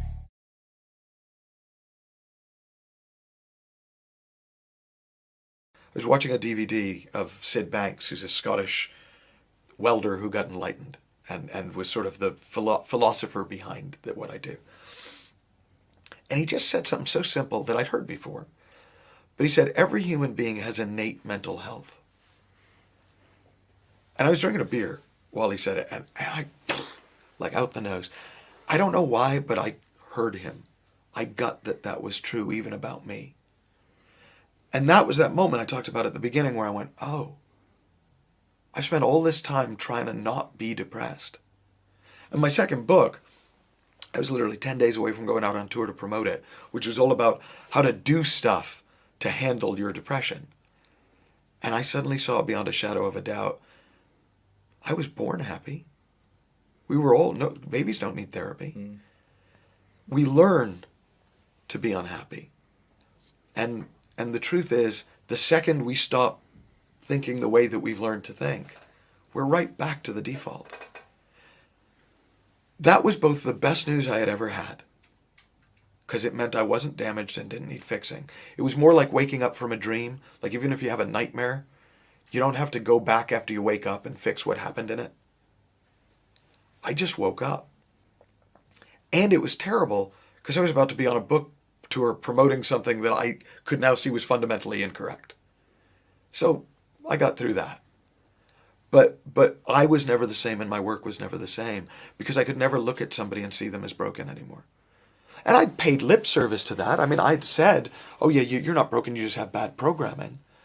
But I hadn't seen how fundamental it was in me that I was broken and how fundamental it is in so many of us that, well, yeah, we can become higher and higher functioning, but underneath it all, it's still pretty turmoil, still pretty messed up.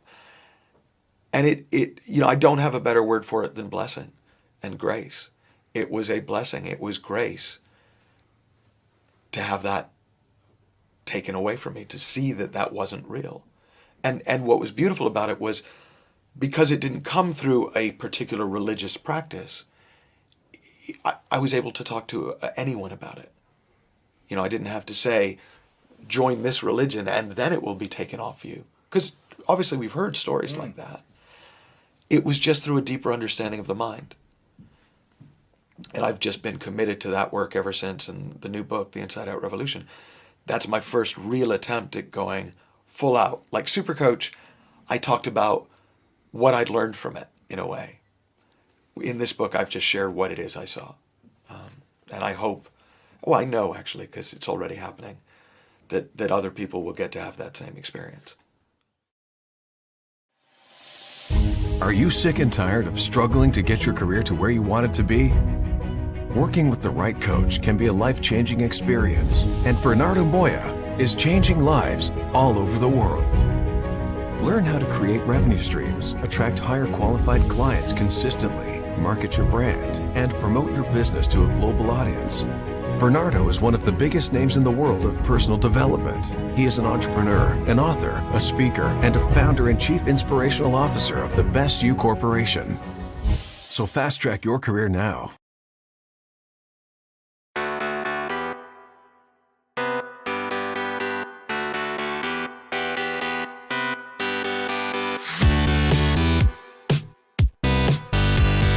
The Best You Store, helping you do more, achieve more, be more.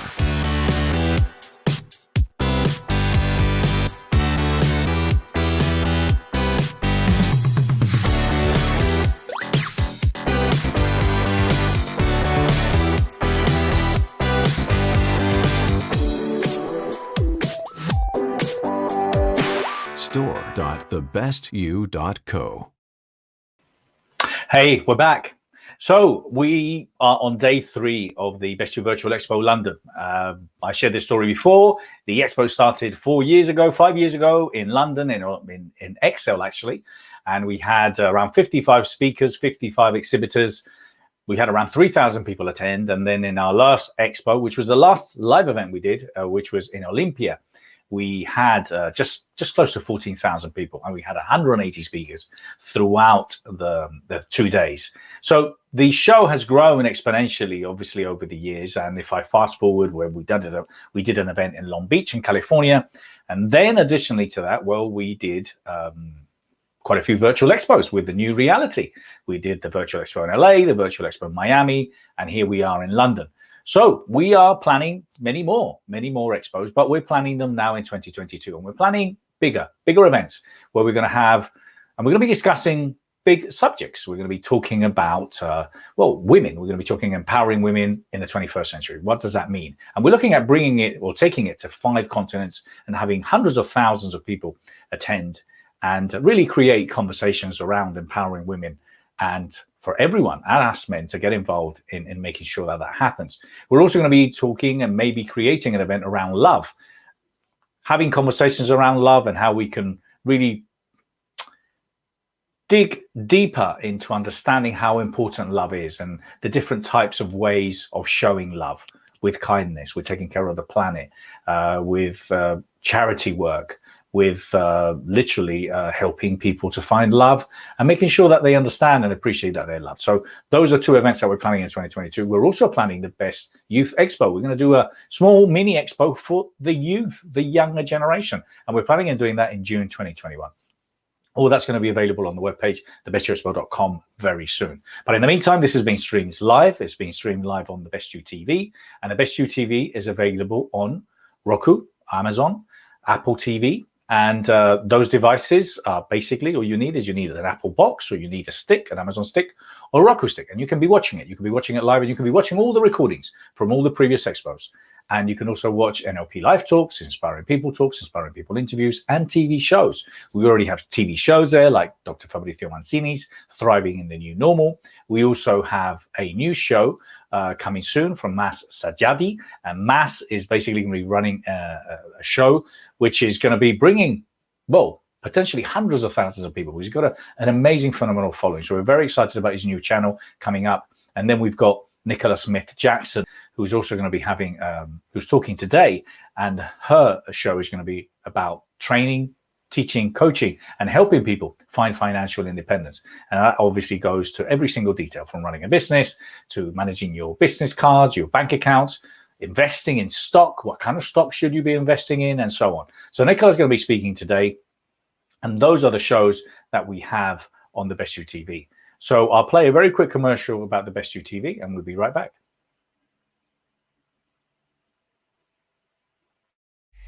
The Best You TV, a TV channel with only the best business leaders and influencers ready to help you rise to the top. Available now on Roku, Amazon Fire, Apple TV, and Google Play. Are you in the personal development world trying to reach a larger audience? Are you a motivational speaker, an author, therapist, coach, or business guru tired of pushing out content with little results? Gain more clients and expand your business today. Get your show or content on the Best You TV. So our focus in the upcoming months in 2021 is to launch the Best You TV. So we're looking for coaches, we're looking for speakers, we're looking for trainers, we're looking for authors that might want to get involved in a new TV series that we are launching called The Best Series. Now, The Best Series is going to be highlighting that. We're going to be bringing these amazing leaders and experts and going to be bringing them to you and telling them to tell you to ask basically any questions related to their brand, how they coach, how they mentor, what makes them different, what makes them stand out. So the Best Series is coming. It's going to be coming very soon in Q1. We've already got more than 10, 12 coaches, authors, speakers already come forward. So if you're interested in getting involved in the show, this is a time to apply. So you can apply now if you go to thebestyou.co and there you will see a link to the TV portfolio, and you can apply there. Let's just play a very quick commercial around the best series, the best TV series, and we'll be right back. People from all over the world are seeking inspiration, looking for answers, looking for ways to become the best version of themselves. And The Best You is launching in 2021 the Best TV series, a place where we will feature the best speakers, coaches, authors, and mentors. Leaders in their own rights, innovators, influencers, inspirers of the 21st century. Coming soon to The Best You TV.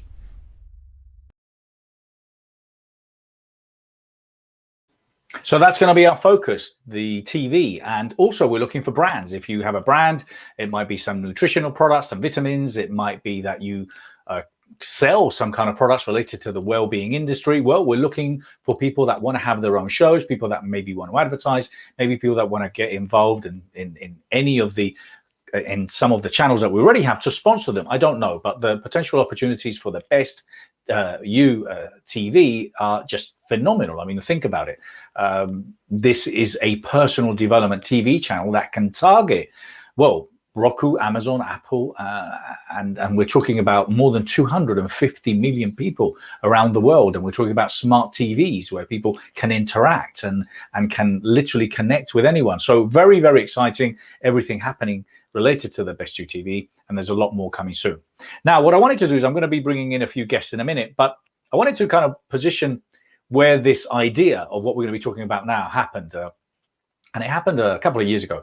And I came up with this idea of, look, how do we network? Okay, so we do business, we come to an event, we network, we learn some ideas, and then we go home, we make all these notes. What do we do with these notes? We do trainings, and what do we do with those trainings? How do we help and support each other? How do we connect? And the fact is, we don't necessarily, because, you know, we attend an event, we have great feelings, we feel great, we meet some great people, but then, hey, we go home and then life happens. So I came up with this idea of, look, if ultimately we are wanting to become the best version of ourselves, and that's what the Best You is all about, what are we doing to leave something behind that can really help the planet? Because the Best You equals a better world. If we can make more and more people better, and each and every one of us become a better individual, well, ultimately, the world is going to benefit. Your immediate family, your colleagues, and also your city, country, town will become better. So the Best You, a better world is obviously something that we've believed in for quite some time. And I came up with this idea of, what about if we could create legacy clubs where we could meet on a monthly basis and we could discuss, what is my purpose? What am I here for? What am I going to leave behind? And then we could network and we could support each other on a monthly basis. So I came up with that idea, and I had quite a few people that, well, loved it, were involved in it, were running legacy clubs for me around the world. And well, I mean, we had a couple in London, we had 2 or 3 in the US. We launched legacy clubs in India. We launched legacy clubs in Switzerland, in Jordan, Romania. I was flying all over the world launching these legacy clubs in those days when you could fly. And it was beautiful. It was beautiful to see the connection that we made with people wherever we went. You know, it was all the same thing. We're here to help each other. We're here to support each other. And let's just have these conversations. So I've got a couple of people that have been involved with me in the legacy clubs. And I wanted to start bringing one at a time, and then I'm going to ask them to introduce themselves. Actually, why don't we bring, I think we've got 2 here, Sirisha and Louise. So if they're ready, we're going to bring them in and they can introduce themselves. Hey, Sirisha, how are you? Hey, Bernardo, I'm good. How are you? I'm very good. How are you? Louise, how are you? I'm great. Thanks, Bernardo. Great to be Good. here. Lovely to have you here. Thank you so much. Great. I saw you were both speaking yesterday. Was that correct? Yes. Absolutely. Yes. Yeah. Very good. Very proud of you both. Very well done. Thank you. Thank you. So Sirisha Sirisha started running our legacy clubs in Mumbai a year and a half ago now, probably. And you know, Sirisha done some NLP training with us over the years, her and her dad, and it was just a delight to kind of like take the legacy club over there. And then Louise Moore, who's a very successful hypnotherapist, who's was working in Harley Street in London, and you know, who's had so many clients over the years.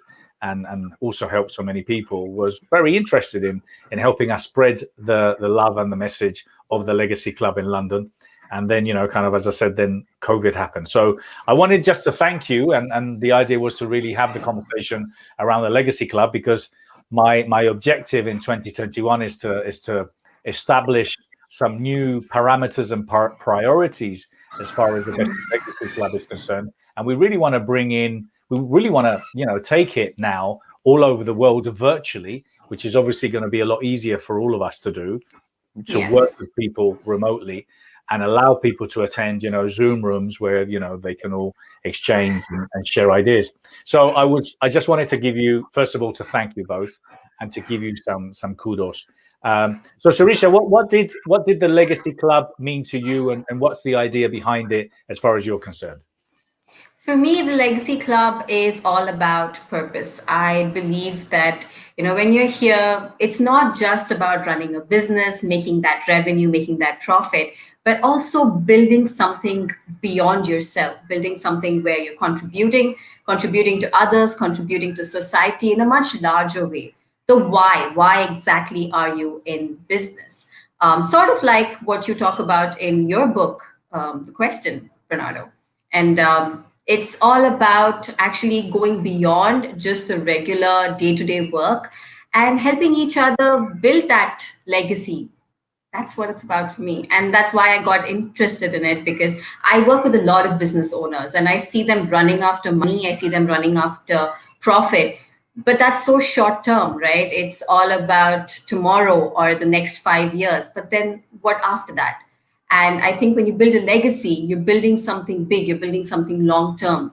And that's, I think, the future of business. Brilliant. No, I love it. I love how you put it. Thank you. Louise? Well, for me, it's just bringing the energy of lots of like-minded people together, whether it's someone who wants to work on their personal development, or they've got a business or a new business idea. I think it's just such a creative space. It's a supportive space, and we can work on ourselves personally, but also we can connect in with our own communities and that wider sort of global platform. So just to be influencing each other and making a difference in the world is what it's all about. And I think a lot of us work remotely. I work individually a lot with my clients or with a small group of students, but to come together with some really great energies and people that want to make this difference. I think the Legacy Club is just a fantastic platform, and I knew it the minute I heard about it. I could just see myself there, and I kind of had that vision. So I'm really excited to work with you all and take it forward. Well, thank you, Louise. Yeah, I mean, I think for me personally, what happened was I was so in awe of the Legacy Club. I mean, I remember I was traveling. I think I was traveling around. I spent a couple of months because I was just finishing my book, The Question, and lots of questions kept popping up, and I needed some time, to think. And I remember traveling, and I was thinking about that. And I think I was reading at that time Napoleon Hill and the Think and Grow Rich for the second or third time, and I remember, one of it was talking about masterminds, and how supporting each other and being part of a mastermind. And I thought, that's one of the links I think is missing, because I've seen so many times people attend courses, read, books, but then they're lost, like all of us. I remember when I finished my NLP practitioner, I was holding on to the door because I didn't want to leave, kind of like, what am I going to do now? So I thought it was about how could we really connect with more people to help them keep that buzz going of, asking themselves the right empowering questions, coaching them, mentoring them, helping them. But then also, how can we then help them understand what is legacy? What does purpose mean? So obviously then COVID, the whole, world went upside down. So for me, obviously it was like, well, we had to reposition obviously the company as well, because now we're focusing more on branding or becoming more of a multimedia and global brand through the TV. But obviously the Legacy Club was always at the back of my mind as something that we definitely needed to pursue.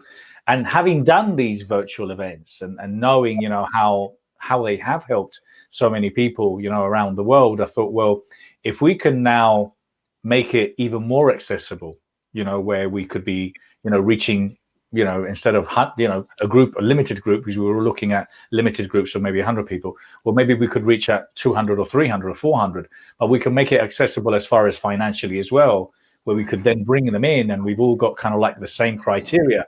Because I think one of the things that attracted all of you as well was the networking around it, was about knowing that, you know, you two are running a legacy club, you're in different parts of the world, and that you could connect and support each other, and your members could then join Sirisha, and Sirisha's could join yours, you know, and so I think that was the idea. So I'm very, very driven towards, you know, this year really bringing it back. And what I wanted to do was, which I do quite well, is to use the superpowers of people like you two, you know, to help me make it happen. You know, because it's like everything, you know, I can't do it on my own. So I'm just very excited, you know, to have already, like, you know, 15, 20 legacy club directors around the world. So we're going to be scheduling a meeting very soon to see, you know, with agreeing, hey, let's bring this back. Let's take it now anywhere and everywhere. And let's see if we can reach some really wild objectives of having, like, you know, 1,000 legacy clubs running around the world within the next 6 or 8 months. You know, and reach, you know, tens of thousands of people around the world, you know, because we all, and I'm saying we all, especially all the legacy club directors, you all fill in, you know, you got fantastic, phenomenal expertise. I mean, both of you, you know, you've been helping clients and customers and all the other legacy club directors as well. So I'm very excited about now, with the virtual reality that we have, implementing that, which we can do very, very easily, because, you know, we had a format, didn't we, of, you know, what are you here for, you know, and well, we won't ask them to, we can ask them to turn their phones off, but, you know, we can do meeting rooms instead of tables, you know, like, so we can do the meet rooms in Zoom, and then we can have everyone together, and then we can just send them to the meet rooms, so then they can start networking, and we can bring them back. So I love the idea, and I want to, is that Laura Butler? Yes, Laura Butler. Let's bring her in. Laura. Good afternoon. Hi, Bernardo. Hi, ladies. Hey. How are you? Hi. Very good. So Laura was always running our legacy club in Dallas, and I was also in Dallas launching the legacy club there. Louise Moore from London and Sirisha from Mumbai. So as you can see, I prefer to work with women. Nearly all my legacy club directors are women, but no, we accept men too. It's just women are more proactive. They get more done. You know, they say that they talk more, but no, they talk less and do more. That's what I've experienced. So, Bernardo, we credit you with a lot of intelligence. You're a smart man. Thank you so much. Well, I'm smart because I surround myself with smarter people. Jeff Hoffman, who was speaking at the Virtual Expo in Miami, he says, you know how I'm successful? He says, because I hire I hire the best people who are much smarter than me, and then I get out of the way. So kind of like, you know, that's how he's built his billions. So Laura, I was saying, and I actually reached out to Laura recently. So thank you for being here, Laura. Laura's also hosting one of the rooms today. Louise spoke yesterday, so did Sirisha. So look, I'm not saying this because it's only you three here, but you are my favorites. And and what I wanted to say, Laura, is that, look, the plan is to relaunch the legacy clubs, and the plan is to come up with a plan and a strategy to really implement thousands of legacy clubs around the world, whereby, you know, the actual, you know, membership fee is not going to be an issue. The directorship is not going to be an issue. It's more about, you know, how can we use our skills, you know, to bring what we were bringing, you know, with the legacy clubs, which is the idea of helping people find their purpose, help people, you know, ask themselves those empowering questions, and then, yes, create an amazing network of people that can help and support each other. So that's the plan in 2021.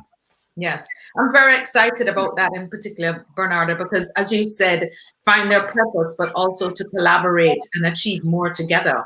So, you know, we're excited to have one here in Dallas, and I look forward to seeing the others grow, because it really is a phenomenal program, you know, phenomenal initiative, and just great people are coming together, and I'm enjoying that aspect so much. Brilliant. Well, listen, so what's your thoughts then? How do you see 2021 panning out? What's your thoughts? Well, hopefully going back to some kind of normal. We're still trying to discover what that is. But during this time, we have learned many things, many lessons, many reminders of really focusing on what is ultimately important, which is each other, or health, really looking at our purpose. So even more now, Bernardo, the legacy aspect, I think, resonates with all of us. The importance of finding ways to give back and making sure that the next generation is better than we are, and for them to follow that pattern as well, always looking out for the generation behind them. So I just think it's all about people now having more of an appreciation of each other and looking forward to seeing each other and being around each other and really accomplishing amazing things. So I know we have a lot of plans for the Legacy Club, and we'll be bringing so many different aspects to it that will make people feel more engaged and, have that feeling of fulfillment, because they're able to then see results and see that we're making an impact, and an impact in their own lives as well. So I'm very excited about that. And, just taking things one step at a time, continuing to collaborate with people and network, and really spend time investing in relationships. I'm a firm believer that you get out of relationships what you put in. So truly taking care of your relationships, and not just wanting them to be there for you or something of benefit to you, but also what you can do for them. It's a two-way street. So, those things are, I think, what we'll, I'm hoping to see. And people will be better positioned, I believe, because now they've had this opportunity to rebuild, strategize, focus on what it is they want out of life. And in doing so, I think we're going to be better for it. So, even greater things are ahead of us, and we will get through this. Yeah, we will. Absolutely. Tarisha, go ahead. Absolutely. I'm sorry. I just wanted to add to what Laura's saying, that people have had a chance, I think, a year of rethinking of their priorities, rethinking what they actually want to do in life. And also this pandemic has brought the world so much closer. I think a hybrid model of actually having virtual meetings, some physical meetings, will be able to grow the Legacy Club pretty big. Yeah, no, I absolutely agree. I think one of the things is that, one of the things that I'm really going to be focusing on this year is around, the idea of collaborating and working together and partnerships. I think, I've been saying that for a long time, but I believe a lot of people underestimate the value of asking for help or wanting to partner up with other people, instead of necessarily, because, it's easier together. It's easier together. It's easier working together. So kind of one of the things, when I was talking about this big event for women, empowering women in the 21st century next year, which I want it to be, completely international over 5 continents. Well, I'm going to be putting a lot of feelers out of who wants to get involved, as far as who wants to help. When I talk about the legacy clubs as well, who wants to help?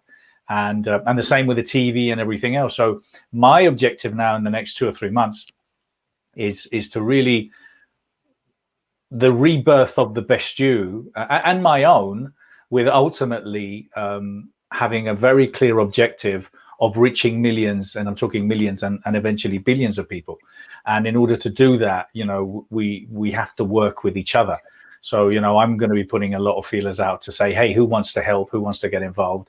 And then, and at the end of the day, hey, here it is, because I'm at a stage also in my life whereby, kind of like, I love doing these events. I love doing them, and I love helping people. But in my sense, everything that I've done is just too small, in my mind, so I have to be reaching hundreds of millions of people for me to be satisfied. And if not, I'm not. So that's why I really want to step it up. And I want to invite anyone, either here, now, today, you, and also anyone listening, to say, hey, you know what? I would love to get involved. I'd love to see how I can. And I know you and I, Tarisha, are going to be talking about taking the Best You Expo to India.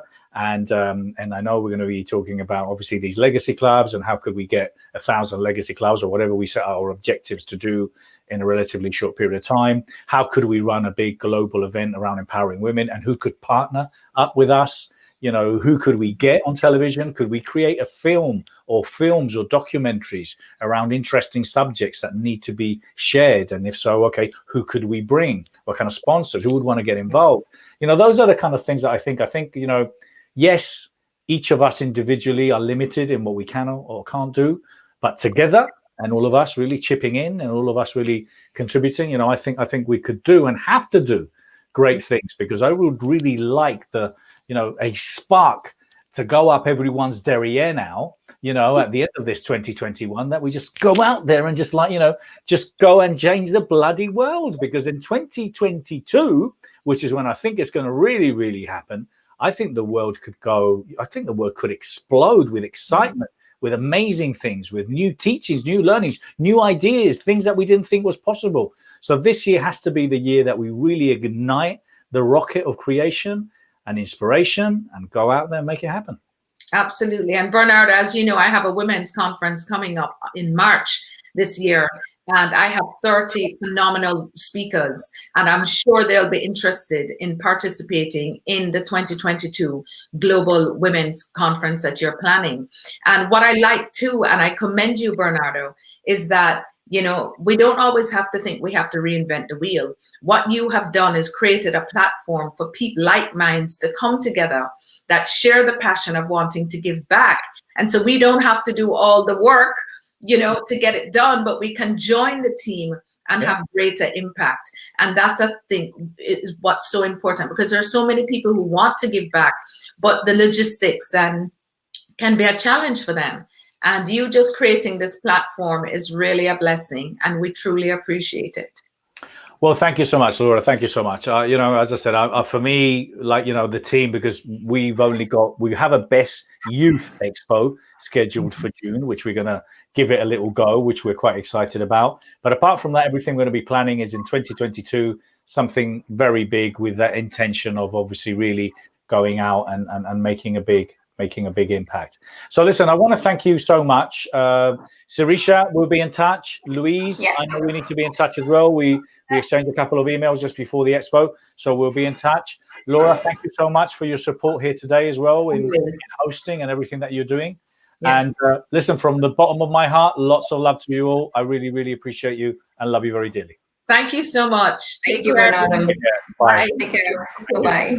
Some powerhouses there, some amazing ladies, which are going out there and changing the world every day as we speak. And talking about powerhouses, I have Judy May Murphy joining me. The Judy May Murphy. She's just a beautiful soul that's helped, tens of thousands of people, hundreds of thousands of people over the years. And I'm very excited to have Judy May here. She's been a great friend to the Best You.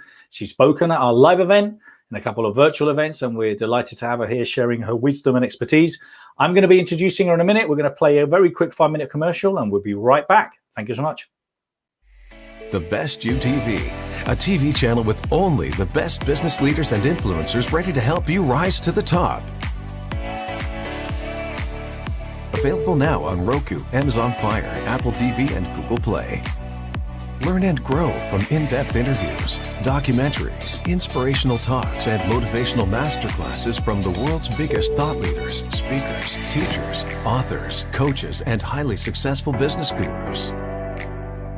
The Best You TV is now live.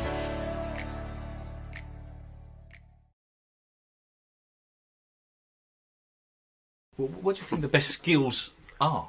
What should people be looking at? Well, I think young people really should learn about money to start with before they get too far in debt. First, that's just a personal thing with me. I know that I had children. I wish I'd have done a better job. But, that people should learn how to start saving when they're very young so that they can get through hard times. And they should always keep in mind that, your goal can be to compete with somebody for a job that already exists. But man, if you look at how fast knowledge is changing, who knows, we may not have cars in the future. So being an auto worker may not be the best plan. And so no matter what job you do get or what job you're planning on, you should always be looking at what the forefront of the industries is. You should see the future coming. It's not like a big secret. You know, there are magazines and the web and everything, and you know, that it was obvious that selling computer programs was going to be a big business. And then as the net started growing, that there were jobs like web design and all of these things that, you know, you should be constantly thinking, you know, about what it is that you enjoy so much that you want to become involved in being at the beginning of it. You want to learn what you can learn about it and start looking into the future so that, you know, instead of just selling yourself by the hour, you know, you could conceive of starting a company. If you look at how technology changes, it's going to change the application in the marketplace. And having social skills, I don't care what job or where you go, your ability to be persuasive is important. Because you may be really good at something, but if you can't convince anybody of that, they'll hire somebody else. And people don't always hire the best person. You know, it just doesn't happen. But they will hire probably the most persuasive person. So, you know, if you learn to deal with money without believing that it's always going to be there, you know, you got to have that little thing where you put nest eggs aside for those dark times. If they aren't dark times, that just means that you're way ahead of the game. Who knows? You might have enough money to invest in yourself, and believing that, you know, that your horizon of the future has to be bigger than you can conceive of. See, every successful businessman I've ever talked to, and everybody who's at the top of their field, went into that field first wanting to learn what somebody else knew. And then somewhere along the line, they believed that they could exceed the limits of what others believed about them. That people would, you know, would go, well, you know, you start in this company, you know, you work really hard. If you're here for 40 years, you know, you could rise to middle management, right? And some people hear that as something that says, you know, that's your path in life.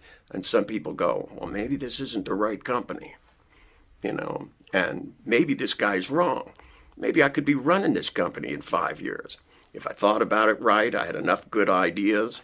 And when you build beliefs about yourself that said, no matter how hard it is right now, there could be a place where all of this accelerates. And you start looking for those opportunities so you don't miss them when they come along. Now, the Best You Personal and Professional Development Virtual Expos are happening globally in 2021. If you are a coach, a motivational speaker, a therapist, and are looking to transform your business, build a community, and generate customers from a global audience, this is the opportunity for you. Now is your chance to join forces with the Best You, one of the largest personal development brands on the planet. Book your speaking slot, your virtual booth, and get tickets to attend now.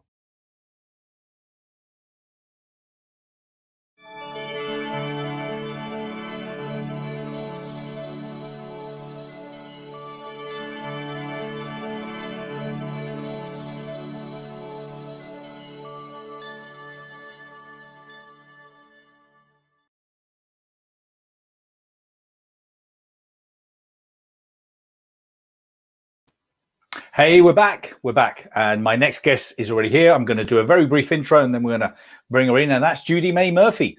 Judy May Murphy is a master coach and practical neuroplasticity expert. Judy May Murphy has been at the top of the speaker industry for 17 years. She's 7 books published by major publishing houses in 28 countries. She's a regular on national radio and TV shows around the world and is the personal coach to many founders of Hollywood industry giants and star speakers. She sorts the stuff in the unique and effective ways so that you can start to harvest what you've already put into your dream. She's a sweetheart as far as I'm concerned. She's an amazing talent, big heart, and I can't wait to invite Judy May Murphy. Hello, how are you? How are you? Always got that beautiful smile of yours.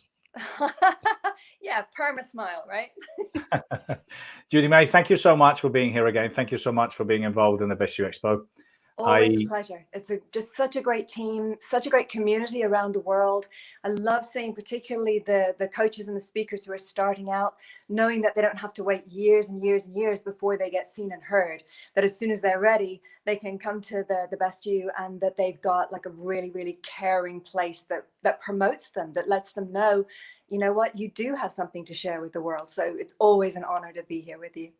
Well, thank you so much, and you bring so much expertise, and you've always been such a great connector to us, introduced me to so many great people. So I'm very thankful to you, Judy.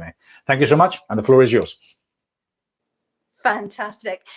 We just saw a little clip there from Richard Bandler, and brought me way back to the beginning of my career, when in about 2002, Richard very kindly gave me an amazing testimonial for my first self-development book. And I think about those of you who are starting out now, if you are in the industry, we're going to be talking to everybody in the next 50 minutes. So you don't have to be a coach or a speaker, but that's what I specialize in, coaching coaches and speakers.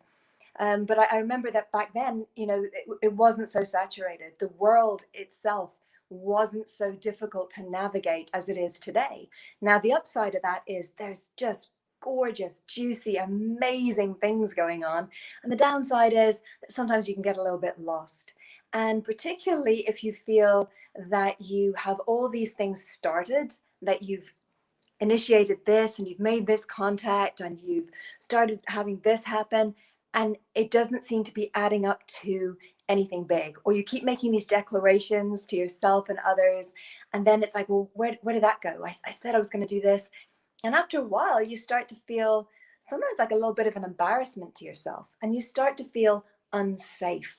And this is the bit I really want to take care of, is the bit of you that right now isn't feeling so safe, isn't feeling that you have what it takes to make it happen, simply because you're not making stuff happen. And the way people don't make stuff happen is they don't complete. So many people can start things. If you think about it, if you start cooking dinner and dinner needs to be fried or baked and you don't get it anywhere near the heat, it's never going to turn into dinner. It's just going to be something raw sitting there, like a really, really good idea. And we don't want your life to be this string of good ideas, this string of, hey, coulda, shoulda. You know what I'm talking about. And also, I know that you know that feeling of, am I even kidding myself here? Can I really make this thing happen? Or is it destined to be just a dream? Well, in the next 50 minutes, I'm going to let you know, excuse me, I'm going to let you know that you're not crazy, that you're not behind time, that there's nothing wrong with you. Very often we can feel like we're somehow broken, and we start to label that. We say things like, oh, I'm such a procrastinator, or oh, I have ADHD. And whereas that might be true, you might be procrastinating, you might be not doing it and telling yourself a story about doing it. You might have ADHD, you might not be neurotypical, you might have a challenge in that area. But we also know anything can be reconditioned. The great strides forward in neuroplasticity and what we're looking at in labs all around the world and universities, and also just from people looking around their own lives and saying, yeah, you know what, that's actually true. I can relate to that. I can relate to the fact that I have changed completely in this area that is so significant that for years I thought this is just how I'm going to be.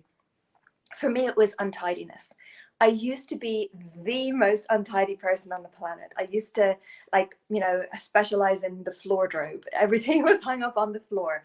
It was a mess. Everything was a mess. From when I was in school, I remember, how could other girls, I went to an all-girls school, how could other girls work out like where their books were? How could they have all the books that they needed for the day? How could they have the pencils and the pens and the protractors and all those fun things that we used to have? Never had it. Just was always coming in short every single time. Could never find clean clothes. Then into my 20s, couldn't find what I needed. You know, was always, you know, the cab would be outside. I'd be on my way to the airport when I started touring, and just wouldn't have it together. And now I am so organized. It's not just a behavioral thing. It's also part of my identity. I'm really organized. I know where everything is. Everything in my home, everything in my life has a place. I can put my hands on it. If I need a password for something, if I need to find out when this is happening, when I need to know where is that dress or that pair of boots or that winter coat, I know exactly where everything is. Everything in my life has a place, and it's effortless. It used to feel so difficult to get those things together. So I want you to know that whatever is for you, maybe for you, you feel like, well, I'm really good at the ideas, but I'm not good at the execution. Or maybe you feel that, you know, it takes a lot longer. That's what we're going to sort out. right now. Okay, so the very first thing we're going to look at is the idea that often we can't bring something to completion because we haven't defined for ourselves what completion is. We haven't said to ourselves, this is the point at which it is done. This is what it looks like. So for example, if your thing is that you want to get into amazing shape and you say to yourself, right, I'm going to lose weight, and you even get more specific around it. You're like, I'm going to drop 1 kilo a week, and then I'm going to be able to take part in these yoga classes. And you said that to yourself, so you stated it to yourself quite well. That's your goal. That's the kind of thing that you want to be doing. How will you know when you've got there? That's always the question, because often we get somewhere and we don't celebrate it, and we kind of then blur it into the next dream. So if someone says that they want to get into great shape, and from where they're sitting when they make that declaration, great shape would be, let's just take it as a figure, 7 kilos. They're going to drop 7 kilos, and they are also going to be looking a certain way. They've got a picture of, it's this kind of musculature, this kind of toning that I'm going to have. And then they get there and they surpass that, but they never know when to feel good because they haven't said to themselves, this is the point at which we celebrate. This is our celebration point. So I'd like you to make sure, first of all, that you have a celebration point, that you have it in mind, that this is what success in this area looks like. This is what the finish line is. I coach a lot of people how to write their books and get them published around the world with big publishers.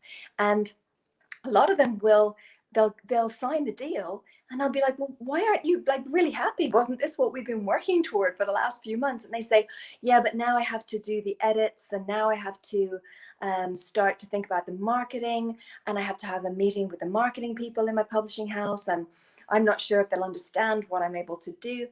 They haven't celebrated. So they have actually got themselves to that first end point, and now they're moving on to another one, but they haven't celebrated the first one simply because they didn't define for themselves what it is. So know what it's going to look like on the day where you're going to have the first celebration. Of course, goals are organic. One does roll into another. One does move into another. But what you've got to do is you've got to say to yourself, how do I know that I have been successful? A little story on that. I have a younger sister who has developmental educational problems, and she's always been in a kind of sheltered environment, including anytime she has work. And one time when she had work with her group, where they were in a perfume factory, and their job was to put the inserts into magazines. And so she would do this, and she really loved the job, except the thing that drove her absolutely crazy was that she would get through this pile of magazines, and as soon as she had 3 or 4 magazines left, someone else would come along and they would just plonk a huge other pile of magazines on top. So she never got to feel like she finished, and she'd argue back with them. And she argues in a very chaotic kind of way, but they never really understood why that was so important to her.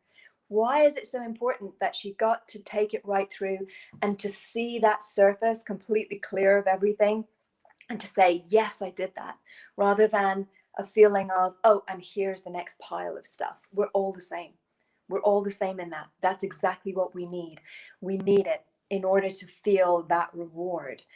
We now know that dopamine, the chemical that is about seeking reward, is really, really connected to our, let's say, our movement centers, the bits of our brain, the bits of our body that are to do with taking action, like the motor cortex, all that good stuff. It's all about making sure that you know that it's going to feel good, that you're going to be rewarded.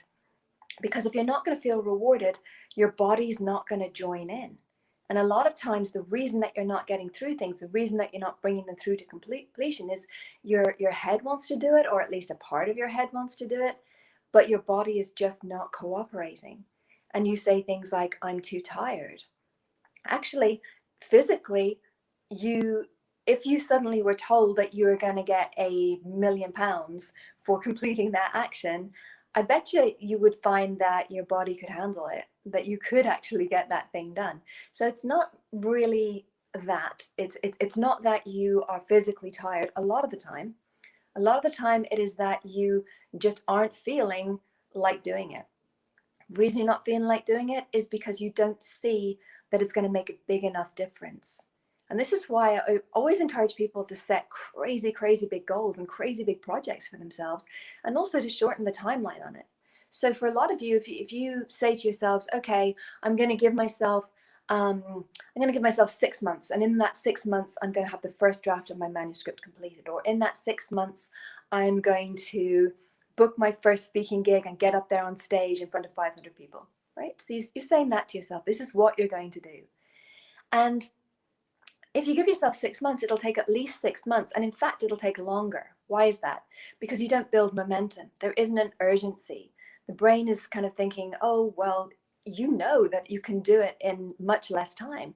So I'll always, when I'm coaching people one-to-one, the very first thing I do is if they have a timeline, as long as the timeline isn't already ridiculously short because they're kind of tripping, because they're hallucinating, they're saying, I'm going to make $1 million from a standing start in 3 months. I'm just like, nah, okay, we can do that. And there's stages, right?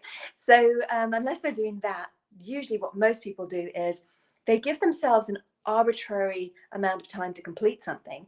And then they're kind of doing their homework on the bus. Then they're getting it done at the very last minute. So let's just make it the last minute. So a really good strategy that you can use is to say to yourself, what if I was to get this done today? What if this project was to be absolutely done and dusted today? What would I do? And suddenly your brain comes alive. First thing it'll do is it'll argue with you. Never argue back with your brain, all right? Because that little bit is persistent. Just go, thank you. Thanks for the input. And we're doing it anyway. And then ask yourself some really great questions like, how can I have fun with this? And you'll be amazed at how once you just reframe it, rather than something that's going to be dutiful, something that's going to be chaotic, something that's going to be stressful, if you just say, how can this be fun? If you just lighten it a little bit, that's enough to free your brain to be curious around, well, hold on a second. What if I could? What if I was just decided I was like this ninja at whatever, and if I could get that done? I often do that to myself when it comes to reading books. I'll be reading like a really big, thick classic novel or something, or a book on neuroscience, and I'll say to myself, what if I could get this done by 10 o'clock tonight? What if I just could? What would it take? And then I'm like, it would take a lot of snacks all around me so I wouldn't have to run into the kitchen. It would take me being really super focused. Right, I need to sit differently. I need to focus differently. I need to make sure no one can get me on the phone, make sure there's no distractions. So right now, the reason that you're not finding the answers that you need is because you're not asking those questions, not asking and answering those particular questions. Instead, you're saying things like, you're asking yourself things like, oh, will I get this done today? Or will this be another day when I don't get it done? And you're doing it unconsciously. So we got to make it conscious. What questions are you asking around this? Let me just back up a little bit for a moment. First of all, let's always make sure that the thing that you're doing is something that feels worthwhile to the brain. Because if the brain doesn't believe that it's worth doing, the brain ain't going to do it. We are super efficient that way, because we know that there's no point going through all this pain in order to achieve something that won't make that much difference in our lives. So let's imagine the thing that you're not completing on is you told yourself you're going to clear out the spare room and turn it into an office. This is my basement, by the way. I've turned my basement into an office. It's kind of rambling, you can't see it, but it's huge, but it's kind of boxy and really, really plain. The day that I decided that I was going to make this the HQ during lockdown, I just said, yeah, and that's all I'm going to do today. That's just it. I didn't do anything else. I said, it's just that, and that will be a really good day. How often do you have that feeling of that was a good day? If you don't have it very often, my guess is that's because you haven't defined what a good day entails. So by the end of the day, you've done all these awesome things like moving furniture down to the basement and moving equipment and lights down to the basement. But what you haven't done is you haven't said, and that is the definition today of a great day. And so what happens is, in fact, it took me a lot less time than I thought. And it gets to 2 o'clock and suddenly you're saying, oh, and this, and this, and this. Like with my sister, when they kept piling the magazines on top, we do that to ourselves. So let's look at what is it that we can do. Let's just get really practical now on what are 3 things that you can take as your kind of go-tos when you feel like not working on a particular something. So let's presume you've got something that is exciting enough to you and you know why you're doing it. We know all that good stuff because we're self-help people, right? We know we got our big enough why. We also know who we are. I always think that the who comes before the why we're doing it. Who are we in this, right? I'm a person who is making their dreams come true. It can be as simple as that. So we've worked out the who we are and the why we're doing it. And then what we're doing is we're shortening our timeline, not to freak ourselves out, but just to give ourselves a sense of urgency, realizing that, you know what, it's not going to be the end of the world if we don't get to that, but we're going to be able to see our progress. Our progress is going to be just beautifully contained. Right, I know it. It's not just going to be slow, and you're not going to have to depend on bumping into someone that you haven't seen for 6 months in order for them to say, oh my gosh, you're glowing, you look so healthy, what have you been doing? That you will actually see that yourself. Let's imagine that you are building out a company that the intention is you're going to sell that company in 3 years' time.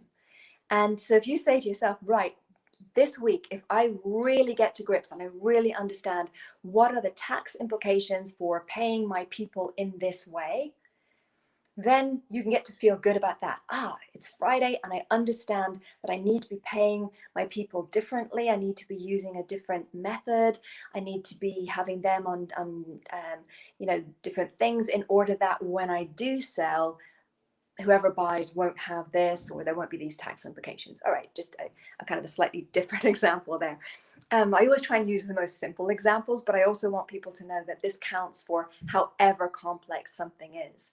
Very often I'll be coaching people and they're doing something very complex, like getting from they've just left drama school to they want to be an A-lister making X amount of money, and they want to do it within 3 or 4 years. So, whatever it is, it's always the same. The thinking is the same. It's just different arenas, and it's different, slightly different tactics, but strategies and mindsets are the same no matter what you're doing. If you're baking sourdough bread or you are becoming a best-selling author around the world. So the next thing that we need to look at is we've got all those things in place, and we know that, right, this is what's happening, and we're like, yeah, I'm going to feel successful getting this done in this week. So chunk it, all right? Chunk it so you know that today I feel good, this week I feel good, so that you can feel the progress as you go through the project. Then what happens when you've got that going on, but you still don't feel it? You're kind of sluggish. You're sluggish, you've fallen out of love with it. Imagine if it was a love relationship, and rather than you showing up thinking, oh wow, I wonder how I can have a really good date. I wonder how I can have a really good time with this person. I wonder how I can let them know what I'm all about. I wonder how we can dream together. I wonder what adventures we can go on together. Instead of that, you're like, oh my God, I promised them I'd take them out. Okay, right? You can see that there's a difference. So we got to make sure that we're showing up daily in a really, really great state. I don't try and do anything. If my state is off, I don't even try. It's pointless. Right before, you can do it, but you don't want to do it from that place, because it kind of infuses itself. Your state infuses into whatever you're working on. So let's suppose you're writing something and you're like, okay, I got that done. But it has that, when you go back and read it again, it has that very plodding, dutiful feel to it, because that's who you were when you were writing it. When you are, let's imagine that you have new staff members coming on board and you interview them from a place of suspicion, and you're just like, oh yeah, I didn't, the last one did me wrong. I don't know if I'm going to be able to trust this one. That's going to tell, because you're going to be coming in really defensive, and then they're going to be coming in from a place of overproving themselves or trying to defend against your defensiveness. And so it's going to be messy from the start. So always have a really clean emotional feeling, or if you can't get to that clean emotional feeling, declare it. Say, you know what, today I'm in a crummy mood, today I'm grumpy, today I'm whatever your favorite flavor of not showing up in a great state is, and declare it to yourself and anyone that you're working with. And that can kind of take a layer off. That can kind of reduce the feeling of it not, don't just ignore it. Don't try and pretend you're in a great place when you're not with yourself and not with others. But it's often really easy to get into a great state. I got into an amazing state right before joining you guys by putting on Obvious Child by, it's not Simon and Garfunkel, it's one of them. Paul Simon, right, there we go. And just did that, and just kind of like danced around the basement and just said, yeah, you know what, I really want to say things today that are going to help people to know that they're not broken, to help people know that there is help for them, to help people to know that yes, that dream that was put inside them is going to happen, and it's going to happen a lot faster than they think, and it's going to happen in spite of anything else that's going on in the world. That was my wish for you coming into it, and hopefully you can feel that I'm not just sort of like, oh, I wonder when we're going to get this done, right? I'm really, really just loving you, loving your dream, 100% here for you.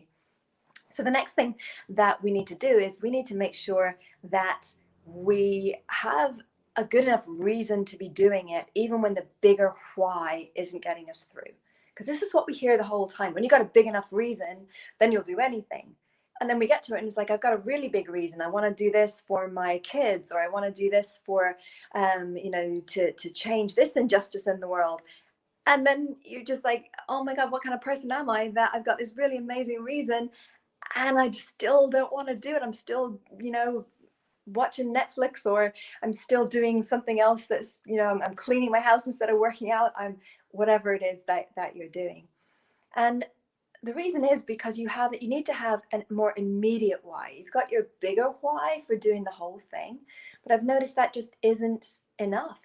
It just isn't enough. So, hey, how's that for good news, right? A lot of you are thinking you're broken and that this, oh, it must be something else. And then you're switching to another task. No, stay on task. Even just to teach yourself that you can complete. Maybe there's something that that the reason has shifted a little bit, but just say, you know what, I just want to show myself that I can complete on tasks. I just want to get it done to get it done, and say, right. And then the next time you maybe choose more carefully what you're putting your time and your effort into, because you know that you're going to be taking it right through to the end. But if you develop a habit of abandoning things once they don't feel right, or abandoning things once they get a little bit tricky, that becomes just a way of doing life, and the way that we do something is the way that we do everything. So you'll start to do that with relationships, you'll start to do that with anything to do with your food, to do with your money, to do with your creativity, and then you'll start to feel abandoned by yourself. So how can we get this really, really strong feeling of being there, having our why of the day, or our why of the hour, or even our why of the moment? Step number one, think about, who do I want? Who will this make me? Think of it almost like a workout, so like, let's look at, like, you don't want to do the bookkeeping for the month. You just really don't want to do it. And you know what? It can kind of slide. Someone else might do it next week, or you can do it on the weekend, or, that kind of thinking that goes on. If instead you change and you say, rather than can I get away with not doing it, which is what we often unconsciously ask, if instead you say, by doing this now, who would that make me? What muscle of me would that be building? And the muscle of me that could be building would be discipline, the discipline of follow through. It could be something like, that you're the person who keeps their word to themselves. You're the person who always keeps a tidy schedule. You're the person who goes in like a warrior, even when they don't feel like it. So it could be your warrior self that you're building by something really, really small. A lot of people think that they're going to be able to show up when it's big and sexy enough. If you can't show up in the smaller stuff, you're not going to show up in the bigger stuff. The people who I've helped to become, say, really big performing stars, they were that already in college. They were the people who were early for class and doing their vocal warm-ups. And, they didn't suddenly think that things were going to change magically once they got through their training. They were the people who every single morning checked in with their agent, even if the agent wouldn't take the call.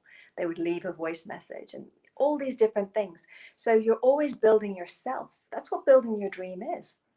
Your dream isn't some finish line that you're sprinting toward and then the finish line seems to move. No, it's something that you grow around. It's all about that. It's a process of maturing. When I first heard that as an idea for making your dreams come true, first of all, you get a little bit bristly and you're like, I'm mature. I'm really mature. You could call it not mature, right? Our egos want to do that. But we're all learning all the time. So make it an exercise in that if the actual mechanics don't feel fun to you and if you can't tap into the big enough why. The next thing that we can use if we feel uninspired in the moment to get something done. So just to recap, thing number one is we're asking ourselves, how does this grow me? The muscle of me, how does that get built by doing this task? The next thing that we need to look at is, what pain is this going to solve? So it could be the pain of that dull little voice in the back of your head saying, this isn't done yet, this isn't done yet. Or maybe it's the pain of not knowing where your money is. Or maybe it's the pain of feeling that somebody else doesn't believe in you. Or so identify yourself what the pain is that you've been hoping to fix with this task and get in contact with that again. Not the big glorious why that's always about saving the world, right? But just the, you know what, I'll show them. Maybe that's what you need to tap into in that moment. And the third thing then that we need to look at when we're looking to complete on anything is, so again, let me just recap. So first thing is that we absolutely make sure that we are asking who is this making me building me into. Next thing that we're asking is, I'm just a little bit distracted by, I think there's messages coming along the bottom. So if there's people just joining us, hi, we're talking about how to complete, we're talking about how to get something over the line, how to get it done. So the first thing we're looking at is, how does this build me? Second thing we're looking at is, what pain does it solve?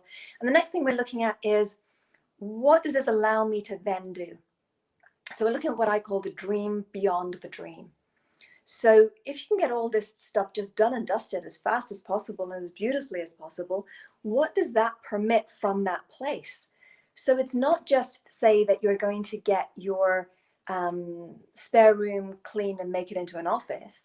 It's that you're going to get the spare room cleaned and made into an office that maybe after the pandemic you can hire out to somebody and make an extra, you know, $500 a month, and you can then invest that. And if you do the math, then over 5 years, it'll give you this nest egg.